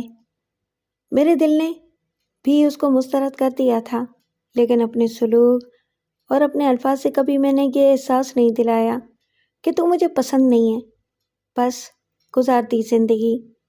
پھر اس نے ایک طویل سانس لی اور اپنے ایک نوکر کو آواز دی۔ جی صاحب جی، نوکر قریب آ کر بولا۔ شہباز کہاں ہے؟ کریم داد نے سوال کیا۔ وہ تو اپنے ایک دوست کے ساتھ بھاول نگر گئے ہیں، کہہ رہے تھے کہ شام تک واپس آ جاؤں گا۔ اچھا ٹھیک ہے، اب تو جا۔ نوکر واپس چلا گیا۔ بڑا عجیب موسم ہے، دھوپ میں گرمی لگتی ہے اور چھاؤں میں سردی۔ کریم داد جمال کی طرف دیکھتے ہوئے بولا۔ کریم داد کھلکھلا کر ہنس دیا اور پھر جمال سے مخاطب ہوا، ایک بات کروں؟ اگر تم مان جائے تو؟ ماننے والی ہوگی تو ضرور مانوں گا، بولیں کیا بات ہے؟ بیٹھ، وہ ایک چارپائی کی طرف اشارہ کرتے ہوئے بولا جو کیکر کے درخت کے نیچے بچھی ہوئی تھی۔ جمال بیٹھ گیا۔ اس موسم میں کیکر کے نیچے بیٹھا جا سکتا ہے، یہ بڑا مفلس اور غریب درخت ہے۔ اس کی شاخوں کا رنگ بھی کالا ہوتا ہے، اس پر پھل بھی نہیں آتا، اس کا سایہ بھی گھنا نہیں ہوتا، پرندوں کو بھی اس سے زیادہ لگاؤ نہیں ہوتا، کڑوی پھلیاں اور کانٹے اس کا مقدر ہیں۔ پھر اس نے طویل سانس لی اور جمال کے شانے پر ہاتھ رکھا۔ جمال بیٹا، تو ایک کام کر، تو اپنی بیوی کو ایک موقع اور دے۔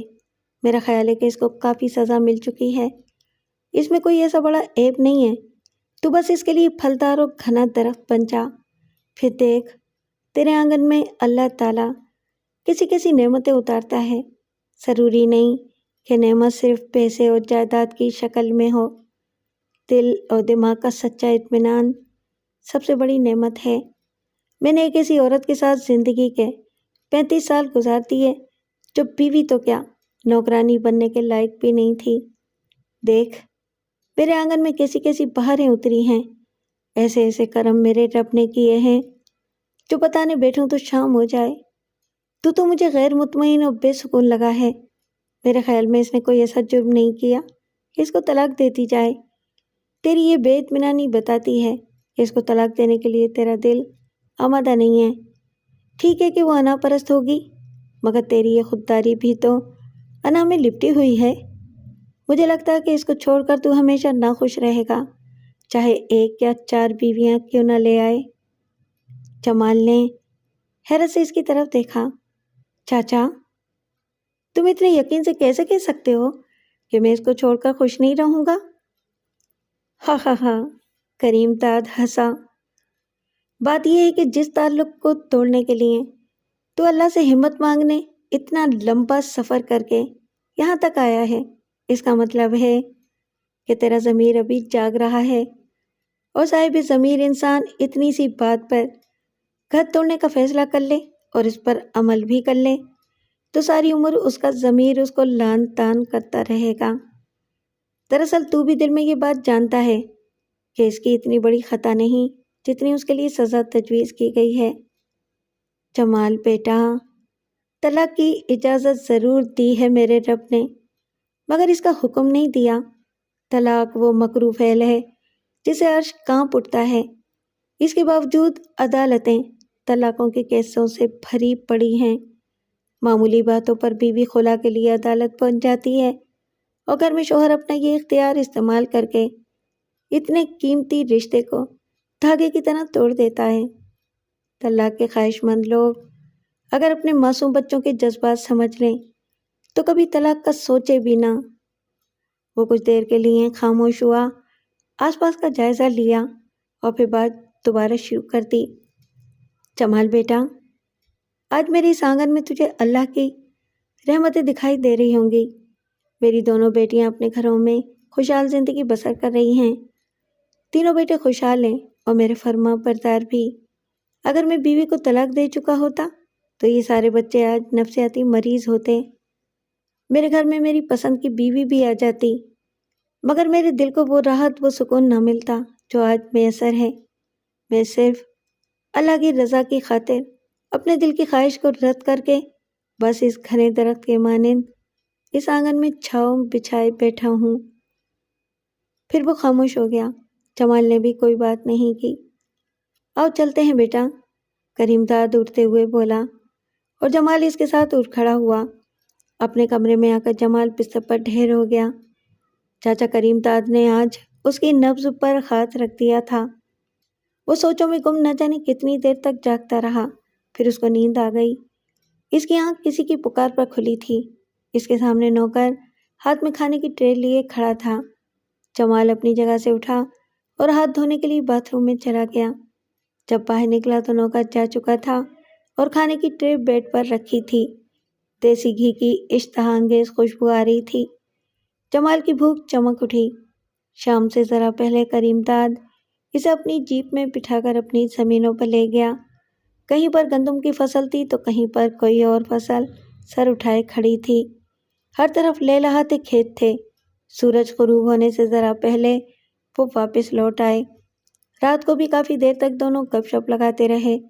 اس دوران کریم داد نے اس کی نجی زندگی پر کوئی بات نہیں کی، بس اپنی زندگی کے واقعات بیان کرتا رہا۔ پھر جمال نے ایک سوال کر دیا، چاچا آپ نے دوسری شادی کیوں نہیں کی؟ اس میں بھی تو کوئی حرج نہیں تھا۔ حرج تو تھا، کریم داد بولا، طلاق کی طرح اس کی بھی اجازت ہے، حکم نہیں ہے۔ اور دوسری بات یہ کہ دوسری شادی انسان خود اپنی خواہش سے نہیں کر سکتا، یہ تو بس ہو جاتی ہے۔ ایسے حالات پیدا ہو جاتے ہیں کہ آپ کو دوسری شادی کرنی پڑ جاتی ہے۔ میرے دل میں بھی خواہش تھی کہ دوسری شادی کر لوں، مگر اللہ کو جب منظوری نہیں تھا تو میں کیسے کرتا؟ آپ کی باتیں بہت عجیب ہیں، جمال بولا۔ میں نے اپنی 65 سالہ زندگی میں جو دیکھا، جو محسوس کیا، وہ سب تجھے بیان کر دیا۔ اچھا اب تو آرام کر، وہ سامنے ٹی وی رکھا ہے، ریموٹ بھی اس کے قریب ہے، کسی چیز کی ضرورت ہو تو مجھے بلا جھجک فون کر دینا، صبح کی نماز کے لیے تجھے جگانے آ جاؤں نا؟ کریم داد نے سوال کیا۔ جمال نے مسکرا کر اس بات میں سر ہلا دیا۔ کریم داد بھی سلام کر کے رخصت ہو گیا۔ بستر پر ڈھیر ہوتے ہی اس کے ذہن کی اسکرین پر حنا نمودار ہو گئی۔ اس نے حنا کی یاد کو ہٹانا چاہا، مگر وہ اور بھی شدت کے ساتھ برائے چمان ہو گئی۔ جمال نے ریموٹ اٹھایا اور ٹی وی آن کر دیا۔ مختلف چینل گھماتے گھماتے اس نے اسپورٹس چینل پر نظریں جما دیں۔ فٹ بال کا میچ لگا ہوا تھا۔ وہ تھوڑی دیر میچ دیکھتا رہا اور پھر نہ جانے رات کے کس پہر اسے نیند آ گئی۔ صبح کی اذان کے ساتھ ہی وہ خود ہی بیدار ہو گیا۔ تھوڑی دیر بعد اس کے دروازے پر دستک ہوئی۔ اس نے دروازہ کھولا۔ اس کے سامنے کریم داد کھڑا تھا۔ مسجد چلو گے یا یہی نماز پڑھو گے؟ کریم داد نے مشفقانہ انداز میں سوال کیا۔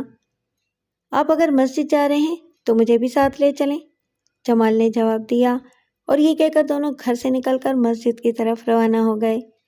باہر ہلکی ہلکی سردی تھی۔ درختوں پر پرندوں کی چہچہاہٹ ماحول کو پاکیزہ بنا رہی تھی۔ مسجد بہت سادہ سی تھی۔ نمازیوں کی تعداد بھی کچھ زیادہ نہیں تھی۔ دونوں نے نماز ادا کی اور نماز پڑھنے کے بعد 2-3 لوگوں نے کریم داد سے ہاتھ ملایا، حال احوال پوچھا۔ پھر ایک سفید ریش جو کہ کریم داد سے زیادہ عمر کا تھا، کریم داد سے مخاطب ہوا، بھائی کرمو، آج پنچایت بلوائی ہے ہم لوگوں نے، اس میں تمہاری شرکت بہت ضروری ہے، آخری فیصلہ ہم تم پہ چھوڑیں گے۔ پنچایت کس لیے بلوائی ہے؟ خیر تو ہے نا؟ کریم داد نے تشویشناک انداز میں سوال کیا۔ وہ اپنا رحمت ہے نا، رحمت آرائی؟ تجھے معلوم تو ہے کہ وہ سعادت بلوچ کی بیٹی کو بھگا کر لے گیا تھا۔ سعادت بلوچ تو بہت بڑا زمیندار ہے، اس نے پنچایت بلوائی ہے۔ رحمت آرائی نے اس کی بیٹی سے کورٹ میرج کر لی تھی، آج کل وہ اسی گاؤں میں رہتے ہیں۔ سعادت بلوچ کہتا ہے کہ اس نے میری غیرت کو للکارا ہے، مجھے انصاف دیا جائے ورنہ میں رحمت آرائی کو قتل کرا دوں گا۔ اسی سلسلے میں گاؤں کے بڑے آج میری جگہ پر بیٹھ کر فیصلہ کریں گے۔ یہ کہہ کر وہ سفید ریش بزرگ اپنی داڑھی پر ہاتھ پھیرنے لگا۔ پھر دوسرا آدمی بولا، گاؤں کی عزت تو سب کی سانجھی ہوتی ہے، ہم سب بہو بیٹیوں والے ہیں، اس رحمت آرائی کو کچھ تو سزا ملنی چاہیے تاکہ آئندہ کوئی شخص کسی کی بیٹی کو اس طرح نہ ورغلا سکے۔ باقی لوگ بھی اس کے ہاں میں ہاں ملانے لگے۔ تقریباً تمام نمازی اب ان کے آس پاس جمع تھے اور جتنے منہ اتنی باتوں کے مستاق سب کچھ نہ کچھ رائے زنی کر رہے تھے۔ جمال بھی کریم داد کے قریب کھڑا تمام ماجرا دیکھ رہا تھا۔ پھر کریم داد گویا ہوا، ٹھیک ہے فضل دین، میں آج پہنچ جاؤں گا، کتنے بجے آنا ہے؟ عصر کی نماز کے بعد، فضل دین نے جواب دیا۔ کریم داد آنے کا کہہ کر جمال کے ہمراہ مسجد سے نکل گیا۔ 4 بجتے ہی فضل دین کے ڈیرے پر گاؤں کے لوگ جمع ہونا شروع ہو گئے۔ رحمت آرائی کا بوڑھا باپ بھی کانپتے ہوئے قدموں سے چلتا ہوا آیا اور سین میں بچھی ہوئی چرپائی پر بیٹھ گیا۔ باقی تمام لوگ بھی دیگر چارپائیوں پر برائے جمان ہو گئے۔ اکا دکا لوگوں کی آمد ابھی جاری تھی۔ تھوڑی دیر بعد سعادت بلوچ مجھے کو تاؤ دیتا ہوا آیا اور فضل دین کے قریب بیٹھ گیا۔ کریم داد جب جمال کے ہمراہ وہاں پہنچا تو 4:30 بج رہے تھے۔ وہ اور جمال فضل دین کے قریب رکھی ہوئی چارپائی پر بیٹھ گئے۔ گاؤں کے 6-7 بزرگوں کا رخ دیگر حاضرین کی طرف تھا۔ جب تمام لوگ جمع ہو گئے تو فضل دین اپنی جگہ سے کھڑا ہو گیا اور اس نے پنچایت کی غرض و غایت پر روشنی ڈالنے کے بعد رحمت ارائیں کے خلاف باقاعدہ چارج شیٹ پیش کی اور سعادت بلوچ کے مطالبات بیان کرتے ہوئے کہا، بھائیو، ہم سب بہو بیٹیوں والے ہیں اور کسی کی بہن بیٹی پر غلط نگاہ ڈالنا جرم سمجھتے ہیں، کیونکہ شریعت بھی یہی کچھ کہتی ہے۔ جیسا کہ آپ کو معلوم ہے کہ اس گاؤں کے ایک نمک حرام رحمت ارائیں ولد شوکت ارائیں اپنے ہی گاؤں کے ایک معزز انسان کی بیٹی کو ورغلا کر لے گیا اور عدالت میں جا کر شادی کر لی اور آج اسی گاؤں میں رہنے کے لیے آ گیا ہے۔ ہم چاہتے ہیں کہ مکمل انصاف ہو۔ اس سلسلے میں انصاف کا مستحق چودھری سعادت بلوچ ہے اور اس نے اس سلسلے میں اپنے 2 مطالبات پیش کیے ہیں۔ ان میں سے ایک مطالبہ لازمی پورا کرنا پڑے گا، دوسری صورت میں یہ ذاتی طور پر رحمت ارائیں سے بدلہ لینے کا مجاز ہوگا۔ دونوں مطالبات یہ ہیں، رحمت ارائیں ولد شوکت ارائیں پر لازم ہے کہ وہ ہر جانے کے طور پر مبلغ 20 لاکھ روپے سعادت بلوچ کو ادا کریں۔ اگر یہ بھی نہیں مانتے تو دوسری صورت میں شوکت ارائیں اپنی بیٹی چودھری سعادت بلوچ کے نکاح میں دے گا۔ پھر فضل دین روئے سخن چودھری سعادت بلوچ کی طرف کرتے ہوئے بولا، کیوں سعادت بلوچ، تیرے یہی مطالبات ہیں نا؟ چودھری نے جواب میں ہاتھ اٹھا کر اس کی تائید کی۔ حاضرین میں کھسر پسر شروع ہو گئی۔ شوکت ارائیں کے چہرے پر ہوائیاں اڑ رہی تھیں اور وہ خاموشی سے سب کچھ دیکھ رہا تھا۔ فضل دین کریم داد سے مخاطب ہوا، بھائی کریم داد، تم گاؤں کے معززین میں شمار ہوتے ہو، پہلے بھی کئی فیصلے تم کر چکے ہو۔ ہم چودھری سعادت بلوچ کے ان مطالبات کو تمہارے سامنے رکھتے ہیں، پھر جو کچھ تمہارا فیصلہ ہوگا ہمیں قبول ہوگا۔ کریم داد اپنی جگہ سے کھڑا ہو گیا۔ اس لمحے اس کی آنکھوں میں گاؤں کی کسی کچی مسجد جیسا تقدس موجود تھا۔ اس نے کھنکار کے گلا صاف کیا اور حاضرین کی طرف متوجہ ہوا، میرے بھائیوں، دوستوں اور بزرگوں، میں چودھری سعادت بلوچ کی بلوائی گئی اس پنچایت میں فضل دین اور دیگر بزرگوں کے کہنے پر شامل ہوا ہوں۔ انہوں نے سارا بوجھ میرے کندھوں پر ڈال دیا ہے۔ میں جو فیصلہ کروں گا وہ سب کو قبول ہوگا نا؟ تمام لوگوں نے یک زبان ہو کر حامد جواب دیا۔ اس نے اپنی بات دوبارہ شروع کی، چادر اور 4 دیواری کا تقدس ہم سب کو عزیز ہے۔ چودھری سعادت بلوچ کی بیٹی میری بیٹی ہے، سارے گاؤں کی بیٹی ہے۔ اس نے گھر کی 4 دیواری کو پھلانگا اور رحمت ارائیں نے اس سے عدالت میں جا کر شادی کر لی۔ یہ سب اچھا نہیں ہوا۔ اب میں ایک سوال آپ سب لوگوں کی موجودگی میں چودھری سعادت بلوچ سے کرنا چاہتا ہوں۔ یہ مجھے جواب دے کہ اس کے بزرگوں نے اپنے مزارعین کی کتنی ہی بیٹیوں کی آبرو کو پامال کیا۔ اس مکروہ کھیل میں اس کے دادا پردادا بھی شامل تھے۔ یہ جس مزاری کی بیٹی کو اپنے ڈیرے پر کام کاج کے بہانے بلاتے تھے، اس کے ساتھ ان کی حویلیوں میں کیا کچھ ہوتا تھا، اس کے گواہ آج بھی وہی در و دیوار ہیں۔ گاؤں کے مزارعین کی مسکین بیٹیاں کئی ہفتوں تک پامال ہوتی رہتی تھیں۔ اس وقت تو کوئی پنچایت بلانے کی ہمت نہیں رکھتا تھا۔ آج ایک زمیندار کی عزت پر حرف آیا تو فرد جنبی عائد ہو گئی اور غیر شرعی مطالبات بھی رکھ دیے گئے۔ میں پھر کہتا ہوں کہ جو ہوا برا ہوا، یہ ہونا نہیں چاہیے تھا۔ سعادت بلوچ، تمہاری نوجوانی کیسی گزری، اس کے گواہ آج بھی سفید داڑھی کے ساتھ یہاں موجود ہوں گے۔ قدرت کے کچھ کام ایسے بھی ہوتے ہیں جنہیں ہم مکافات عمل کہتے ہیں، یعنی جو تم دوسروں کے ساتھ کرو گے وہی تمہارے ساتھ بھی ہوگا۔ دونوں بچوں سے غلطی ہوئی، مگر نکاح کے بعد انہوں نے کافی حد تک اپنی غلطی کا ازالہ کر لیا۔ رحمت ارائیں اور اس کا باپ معمولی زمیندار ہیں، وہ اتنی بڑی قیمت ادا نہیں کر سکتے، اور اس سارے معاملے میں شوکت آرائی کی معصوم بیٹی کا کیا قصور جو بدلے میں ایک 60 سالہ آدمی سے بیاہ دی جائے؟ میں شوکت آرائی سے کہتا ہوں کہ وہ اپنے بیٹے کو بلائے اور وہ سب کے سامنے اپنی غلطی پر معافی مانگے۔ اس کے بعد اس کو کچھ نہیں کہا جائے گا، نہ تو ہر جانے میں 20 لاکھ دیے جائیں گے اور نہ ہی لڑکی کا نکاح چودھری سعادت بلوچ سے ہوگا۔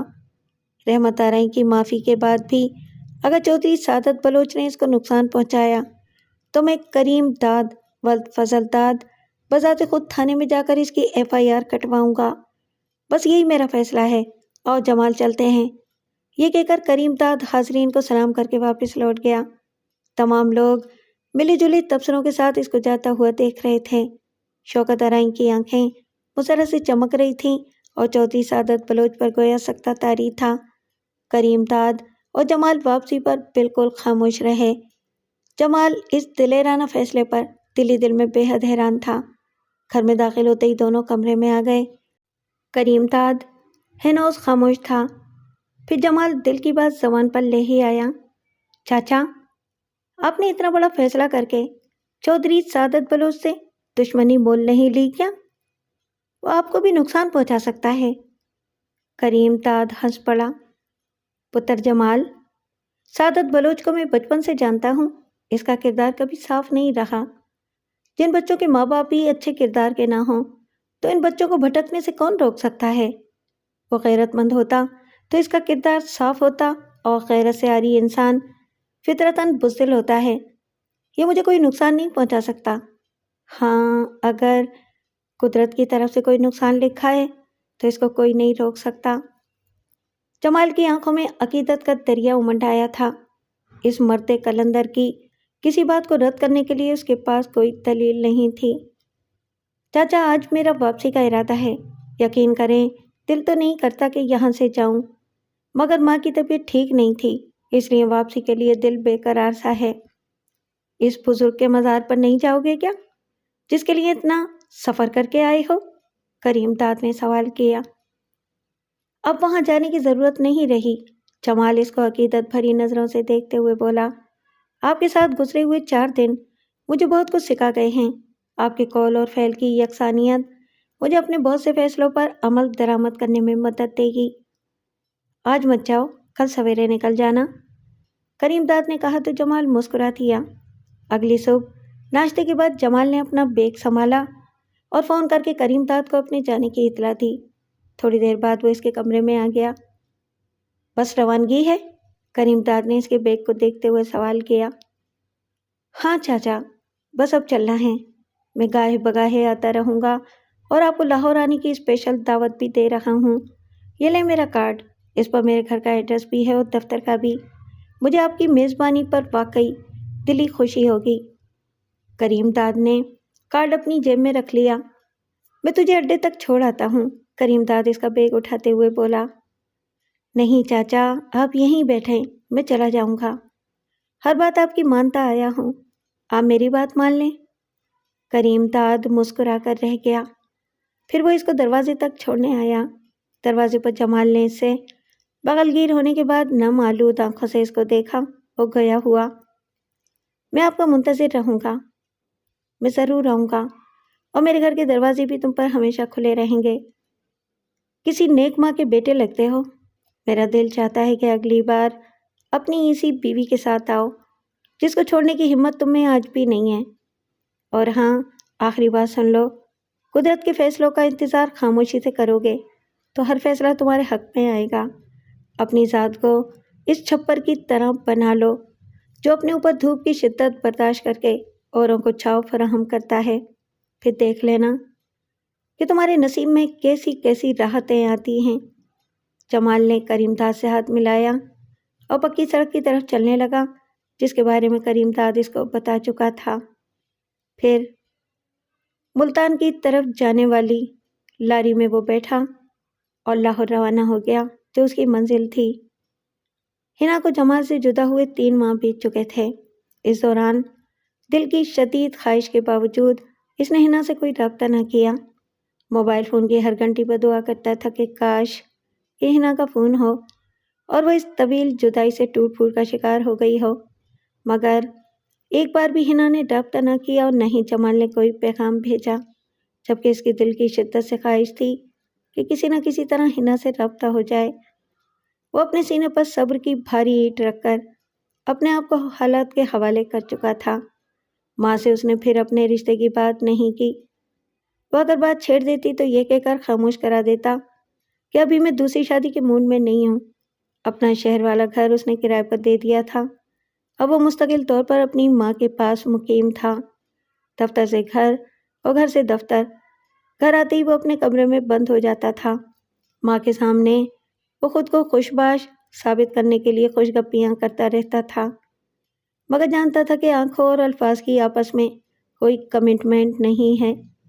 ماں بھی اس کے الفاظ کا کھوکھلا پن محسوس کرتی تھی جس کا جمال کو بخوبی اندازہ تھا، مگر اپنے لہجے کے کھوکھلے پن کو ٹھیک کرنا اس کے بس میں نہیں تھا۔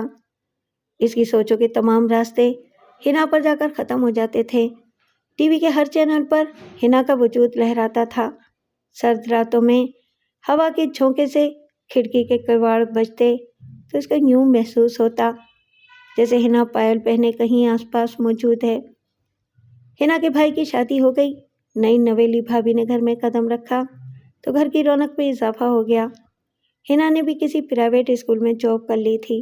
وہ صبح کو جاتی اور دوپہر کو واپس آ کر گھر کے کاموں میں مصروف ہو جاتی۔ ایک دن وہ کچن میں برتن دھو رہی تھی کہ اس کی بھابھی کے جہیز کا کوئی برتن اس کے ہاتھ سے گر کے ٹوٹ گیا۔ بھابھی نے چوں ہی ٹوٹنے کی آواز سنی، وہ فوراً کچن کی طرف بھاگی۔ اس کے سامنے چائے کا کپ کرچی کرچی پڑا تھا جسے ہنا سمیٹ رہی تھی۔ بھابھی فوراً اس کے سر پر پہنچ گئی۔ ہنا، تم بچی تو نہیں ہو جو تم سے میرے ٹی سیٹ کا قیمتی کپ ٹوٹ گیا؟ امبرین اپنے غصے کو ضبط کرتے ہوئے بولی۔ بھابھی، میں نے جان بوجھ کے تو نہیں توڑا، ہنا نے صفائی پیش کی۔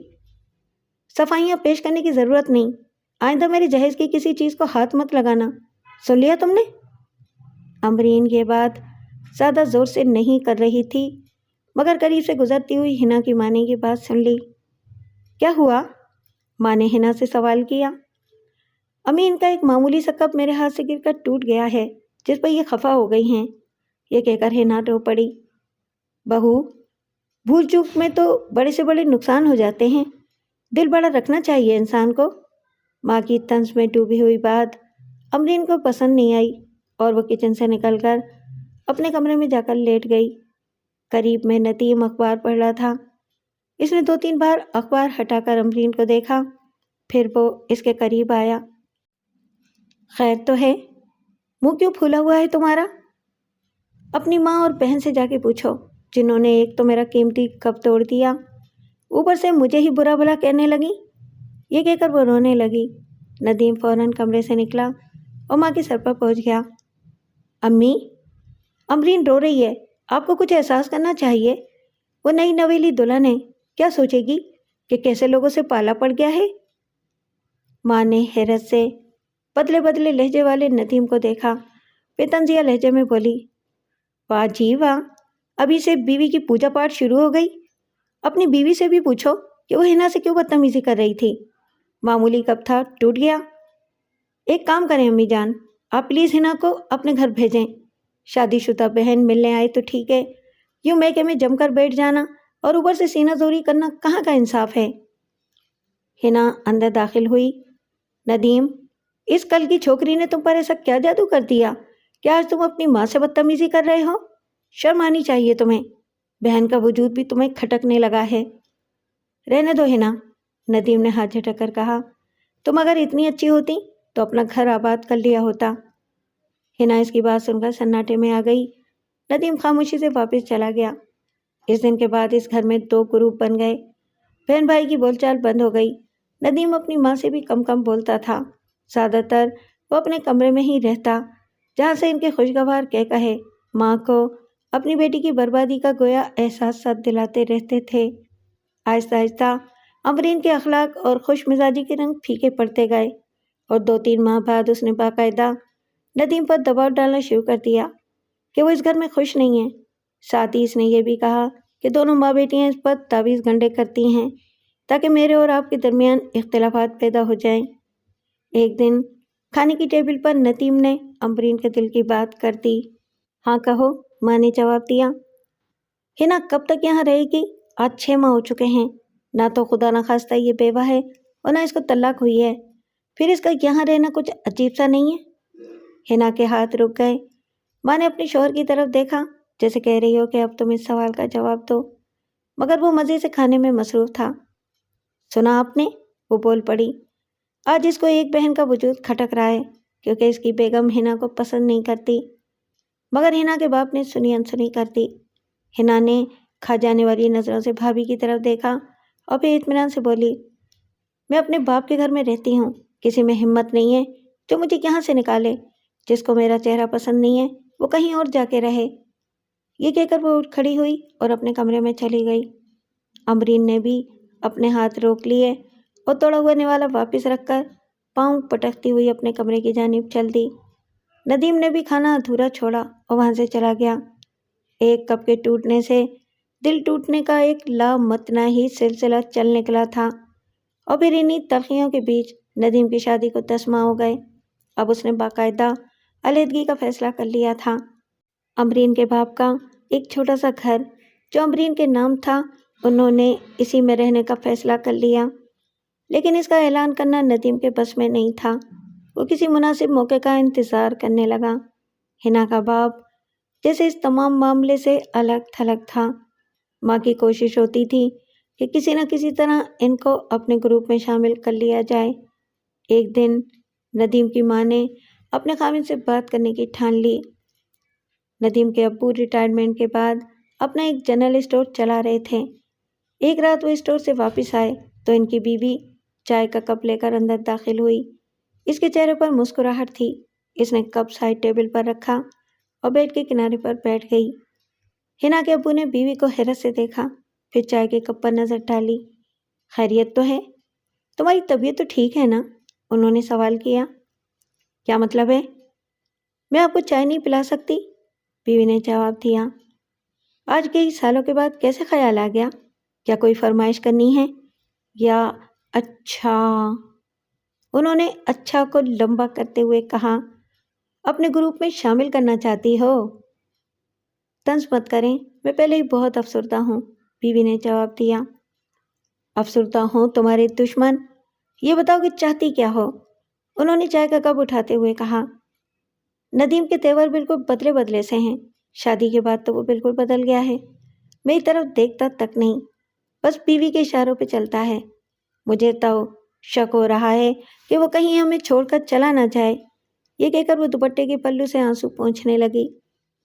ہاں بھائی، یہ تو تم پر بڑا ظلم ہوگا اگر اس کی بیوی اسے لے کر اپنے میکے چلی جائے۔ یہ کہہ کر وہ چائے پینے لگے۔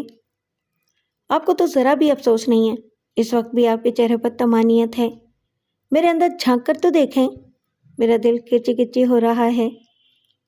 بیگم، کوئی مسئلہ نہیں، تم نے اپنی شادی شدہ بیٹی کو اپنے گھر بٹھا رکھا ہے، ہماری بہو کی ماں بھی یہی کرنے جا رہی ہے، اس میں افسوس کی کیا بات ہے؟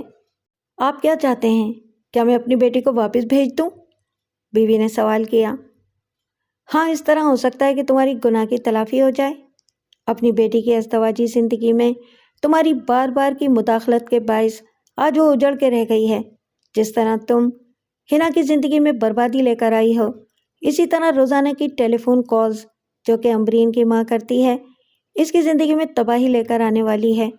اب بھی وقت ہے، بہو اگر ہنا کو برداشت نہیں کر رہی تو ہنا کو اپنے گھر واپس بھیج دو اور اسے پرانی عورتوں کی طرح نصیحت کرو کہ اب اس گھر سے تمہارا جنازہ ہی اٹھے گا۔ کمال ہے یار، ہماری دادی نانی نے اسکول کی شکل تک نہیں دیکھی تھی، مگر کس طرح اپنے اپنے گھروں کو آباد کرتی تھیں۔ آج کی تم جیسی پڑھی لکھی ماؤں نے روزانہ موبائل فون پر بیٹی سے بات کر کر کے اپنی بیٹی کو نہ میکے کا رہنے دیا اور نہ ہی سسرال کا۔ یہ کہہ کر وہ چائے پینے میں مشغول ہو گئے۔ وہ کچھ دیر سوچوں میں گم رہی، پھر کمرے سے نکل گئی، لیکن اس نے دل میں فیصلہ کر لیا تھا کہ بیٹے کو ہاتھ سے نکلنے سے بچانے کے لیے ہنا کو واپس بھیجنا ضروری ہے۔ 1 اور دسمبر جمال کے آنگن میں دستک دے رہا تھا۔ ہنا کو گھر چھوڑے پورا سال ہو چکا تھا۔ اس دوران ان دونوں کا کسی قسم کا رابطہ نہیں ہوا تھا۔ ماورا سے بھی जमाल का राब्ता नहीं था, वरना वो इसको हिना के बारे में ज़रूर बता देती कि वो किस हाल में है। वो एक उदास शाम थी। जमाल अपने कमरे में बैठा टीवी देख रहा था कि इसकी माँ कमरे में दाखिल हुई। आइए बैठिए माँ, वो अपनी जगह से उठते हुए बोला। जीते रहो। अम्मा सामने सोफे पर बैठते हुए गोया हुई। मैं तुमसे कुछ कहने आई हूँ, बल्कि यूँ समझ लो कि अपनी दिली ख्वाहिश का इजहार करने आई हूँ, और मुझे उम्मीद है कि मेरा फर्मा बरदार बेटा इनकार नहीं करेगा। जी फरमाइए अम्मा, वो हमतन गोश हो गया। मुझसे तुम्हारा दुख अब बर्दाश्त नहीं होता। मैं तुम्हारे लिए कोई अच्छी सी लड़की ढूंढूंगी। सासों का क्या एतबार, बूढ़ी हूँ, बीमार भी हूँ, कोई भी लम्हा मुझे। बस अम्मा, आगे कुछ मत कहिए, और जहाँ तक आपकी ख्वाहिश की बात है तो आप अपनी ख्वाहिश पूरी कीजिए। आप मेरे लिए जो भी लड़की पसंद करेंगी मैं इनकार नहीं करूँगा। ये कहकर वो एक मुर्दा सी मुस्कुराहट अपने चेहरे पर लाने में कामयाब हो गया। अल्लाह तुम्हें खुश रखे, बस मैं तुम्हारे मुंह से यही सुनना चाहती थी। अभी वो कुछ और भी कहना चाहती थी कि इनकी बड़ी बहू हमीदा कमरे में दाखिल हुई। अम्मी बात सुनिए, वह हाथ के इशारे से बोली। क्या बात है? माँ उठते हुए बोली। आइए मेरे साथ, ये कहकर वो इसे लेकर कमरे से निकल गई। हमीदा, क्या बात है, खैर तो है ना? इसने सवाल किया। जी सब खैरियत है, कोई ख़ास मेहमान अपने बोरिए बिस्तर समेत आया है, बल्कि आई है, आपके कमरे में है। ये सुनते ही जमाल की माँ अपने कमरे में दाखिल हो गई। सामने बेड पर हिना बैठी थी, करीब ही इसका सूटकेस रखा था। माँ को देखते ही हिना अपनी जगह से खड़ी हो गई और आगे बढ़कर पहले इनके पाँव छुए फिर सीने से लग के फूट फूट के रो पड़ी। क्या लेने आई हो? माँ ने थके थके लहजे में कहा। क्या कोई कसर बाकी रह गई है? बस आप मुझे माफ़ कर दें, हिना ने रुंधे हुए लहजे में कहा। मैं तुझे उस वक्त तक माफ़ नहीं कर सकती जब तक जमाल तुझे माफ़ नहीं करेगा, माँ ने जवाब दिया। वो आपका फर्माबरदार बेटा है, आप सिफारिश करेंगी तो वो माफ़ कर देगा। मैं बीच में नहीं पड़ती, वो सामने इसका कमरा है, खुद इससे बात कर ले, जा, माँ ने बेरुखी से कहा। मुझे इनसे डर लगता है, आप मेरे साथ चलें, हिना बेकरारी से बोली। ना बाबा ना, अभी मैं इसको दूसरी शादी के लिए राज़ी करके आई हूँ और अब तुझे लेकर पहुँच जाऊँ। अगर इसकी नज़र में तेरा कसूर काबिल माफ़ी हुआ तो वो माफ़ कर देगा, वरना तेरे लिए तेरी माँ का घर पहले भी था और आज भी है। अब वहाँ मेरी जगह नहीं रही अम्मी जान, हिना रुंधे हुए लहजे में बोली। तूने इसके सब्र को बहुत आजमाया है ना, तो खुद जा और इसे बात कर। ये कहकर माँ अपने बिस्तर पर दराज हो गई और मुंह दूसरी तरफ फैल लिया। हिना लड़खड़ाते कदमों से जमाल के कमरे की तरफ बढ़ी। अंदर दाखिल होकर उसने खकार कर अपनी आमद का एहसास दिलाया। जमाल ने चौंक कर इसको देखा। मोहब्बत और नफरत की मिली जुली कैफियत इसके दिल में बेदार हुई। फिर इसने हिना को नज़रअंदाज कर दिया और टीवी स्क्रीन पर नज़रें जमा दी। जमाल, मैं हर 14वीं रात को छत पर चांद देखने जाती थी, इस उम्मीद पर कि शायद तुम्हारी नज़रें भी इस समय चांद पर होंगी। मैंने हर पल हर लम्हा तुम्हारी यादों में बसर किया है। मैंने 1 साल तक तुमसे रब्ता नहीं किया। इसका मतलब ये नहीं कि मैंने तुम्हें याद नहीं किया, बिल्कुल इस तरह जैसे 1 साल तक तुम मुझे याद करते रहे, मगर एक मैसेज तक नहीं किया। मेरी तरफ देखो जमाल, मैंने अपनी अंदर की अनापरस्त औरत को कुचल दिया है। फिर वो इसके मुकाबिल आन खड़ी हुई। जमाल ने पहली बार इसके चेहरे को गौर से देखा।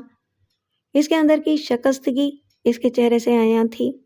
आंखों के गिर्द सियाह हल्के से पड़ गए थे। इस वक्त वो सरापा इनकिसार बन के खड़ी थी। बैठो, जमाल ने इसको अपने करीब बैठने को कहा तो हिना तेजी से बैठ गई। इसकी आंखों में मोहब्बत की झलक साफ तौर पर देखी जा सकती थी। जमाल ने इसकी आंखों में आंखें डाली और गोया हुआ। मेरे मुर्शिद ने कहा था कि कुदरत की हर सितम ज़रीफ़ी पर खामोशी की मुहर लगा दो। किसी से अपने दुख का इजहार मत करो, फिर देखना कि कुदरत किस तरह सारे फैसले तुम्हारे हक में करती है। कितना बड़ा सच कहा था उसने। तुम्हारे लहजे की सच्चाई बता रही है कि तुम वाकई बदल गई हो। ये मुर्शिद कब से रखने शुरू कर दिए तुमने? हिना हंसते हुए बोली। मुर्शिद रखे नहीं जाते, तफवीज़ किए जाते हैं। تو کیا تم نے مجھے معاف کر دیا؟ حنا نے سوال کیا۔ میری بات چھوڑو، میں تو ہر رات تمہارے انتظار میں گزارتا تھا۔ اگر اماں تمہیں معاف کر دیں تو ٹھیک ہے، ورنہ میرے گھر میں تمہاری کوئی جگہ نہیں۔ میں انہیں منا لوں گی، اسی گھر میں رہنا ہوگا، رہوں گی۔ میری ماں کو کوئی دکھ یا تکلیف نہیں پہنچاؤ گی، کیونکہ وہ پہلے ہی میرے حوالے سے صدمات جھیل چکی ہیں۔ میں بیٹی سے بڑھ کر ان کی خدمت کروں گی، انشاءاللہ ان کے سارے گلے شکوے دور ہو جائیں گے، حنا نے جواب دیا۔ میں نے شہر والا گھر کرائے پر اٹھا دیا ہے، اب تم کو اسی گھر میں رہنا پڑے گا، رہ لو گی؟ ہاں، اس نے مختصر مگر دل کی گہرائیوں سے جواب دیا۔ اماں کو منا لو، انہوں نے میری زندگی پر کڑتے کڑتے بہت سی بیماریوں کو سینے سے لگا لیا ہے، وہ مان جائیں تو ایک کپ چائے بنا کر لے آنا۔ یہ کہہ کر جمال نے سگریٹ کے پیکٹ سے ایک سگریٹ نکالا ہی تھا کہ حنا نے سگریٹ اور ڈبیا چھین کر ڈسٹ بن میں پھینک دی۔ آج سے سگریٹ ختم، بس میں تم پر پابندی تو ضرور لگا سکتی ہوں نا؟ تمہیں اس ڈبیا پر کینسر زدہ سگریٹ نوش کی تصویر سے ڈر بھی نہیں لگتا؟ یہ کہہ کر وہ جانے کے لیے اٹھ کھڑی ہوئی۔ میں امی کو مناتی ہوں، وہ بہت اچھی ہیں، 1 منٹ میں مان جائیں گی۔ سنو، جمال نے اس کو پکارا۔ جی، اس نے مڑ کر جواب دیا۔ تمہاری روٹ کٹ جانے سے 1 دن پہلے میں پرپل کلر کی لپسٹک لایا تھا، تمہیں دے نہ سکا، وہ سامنے الماری کے اوپر والے خانے میں رکھی ہے، لگا لینا۔ تمہیں تو شاید اب بھی یہ کہنے میں مشکل ہے کہ آئی لو یو جمال، وہ روندی ہوئی آواز میں بولی اور پلٹ کر جمال کے کاندھے پر سر رکھ دیا۔ اس لمحے اس کی نم آلود آنکھوں میں تھنک کے سارے رنگان بسے تھے۔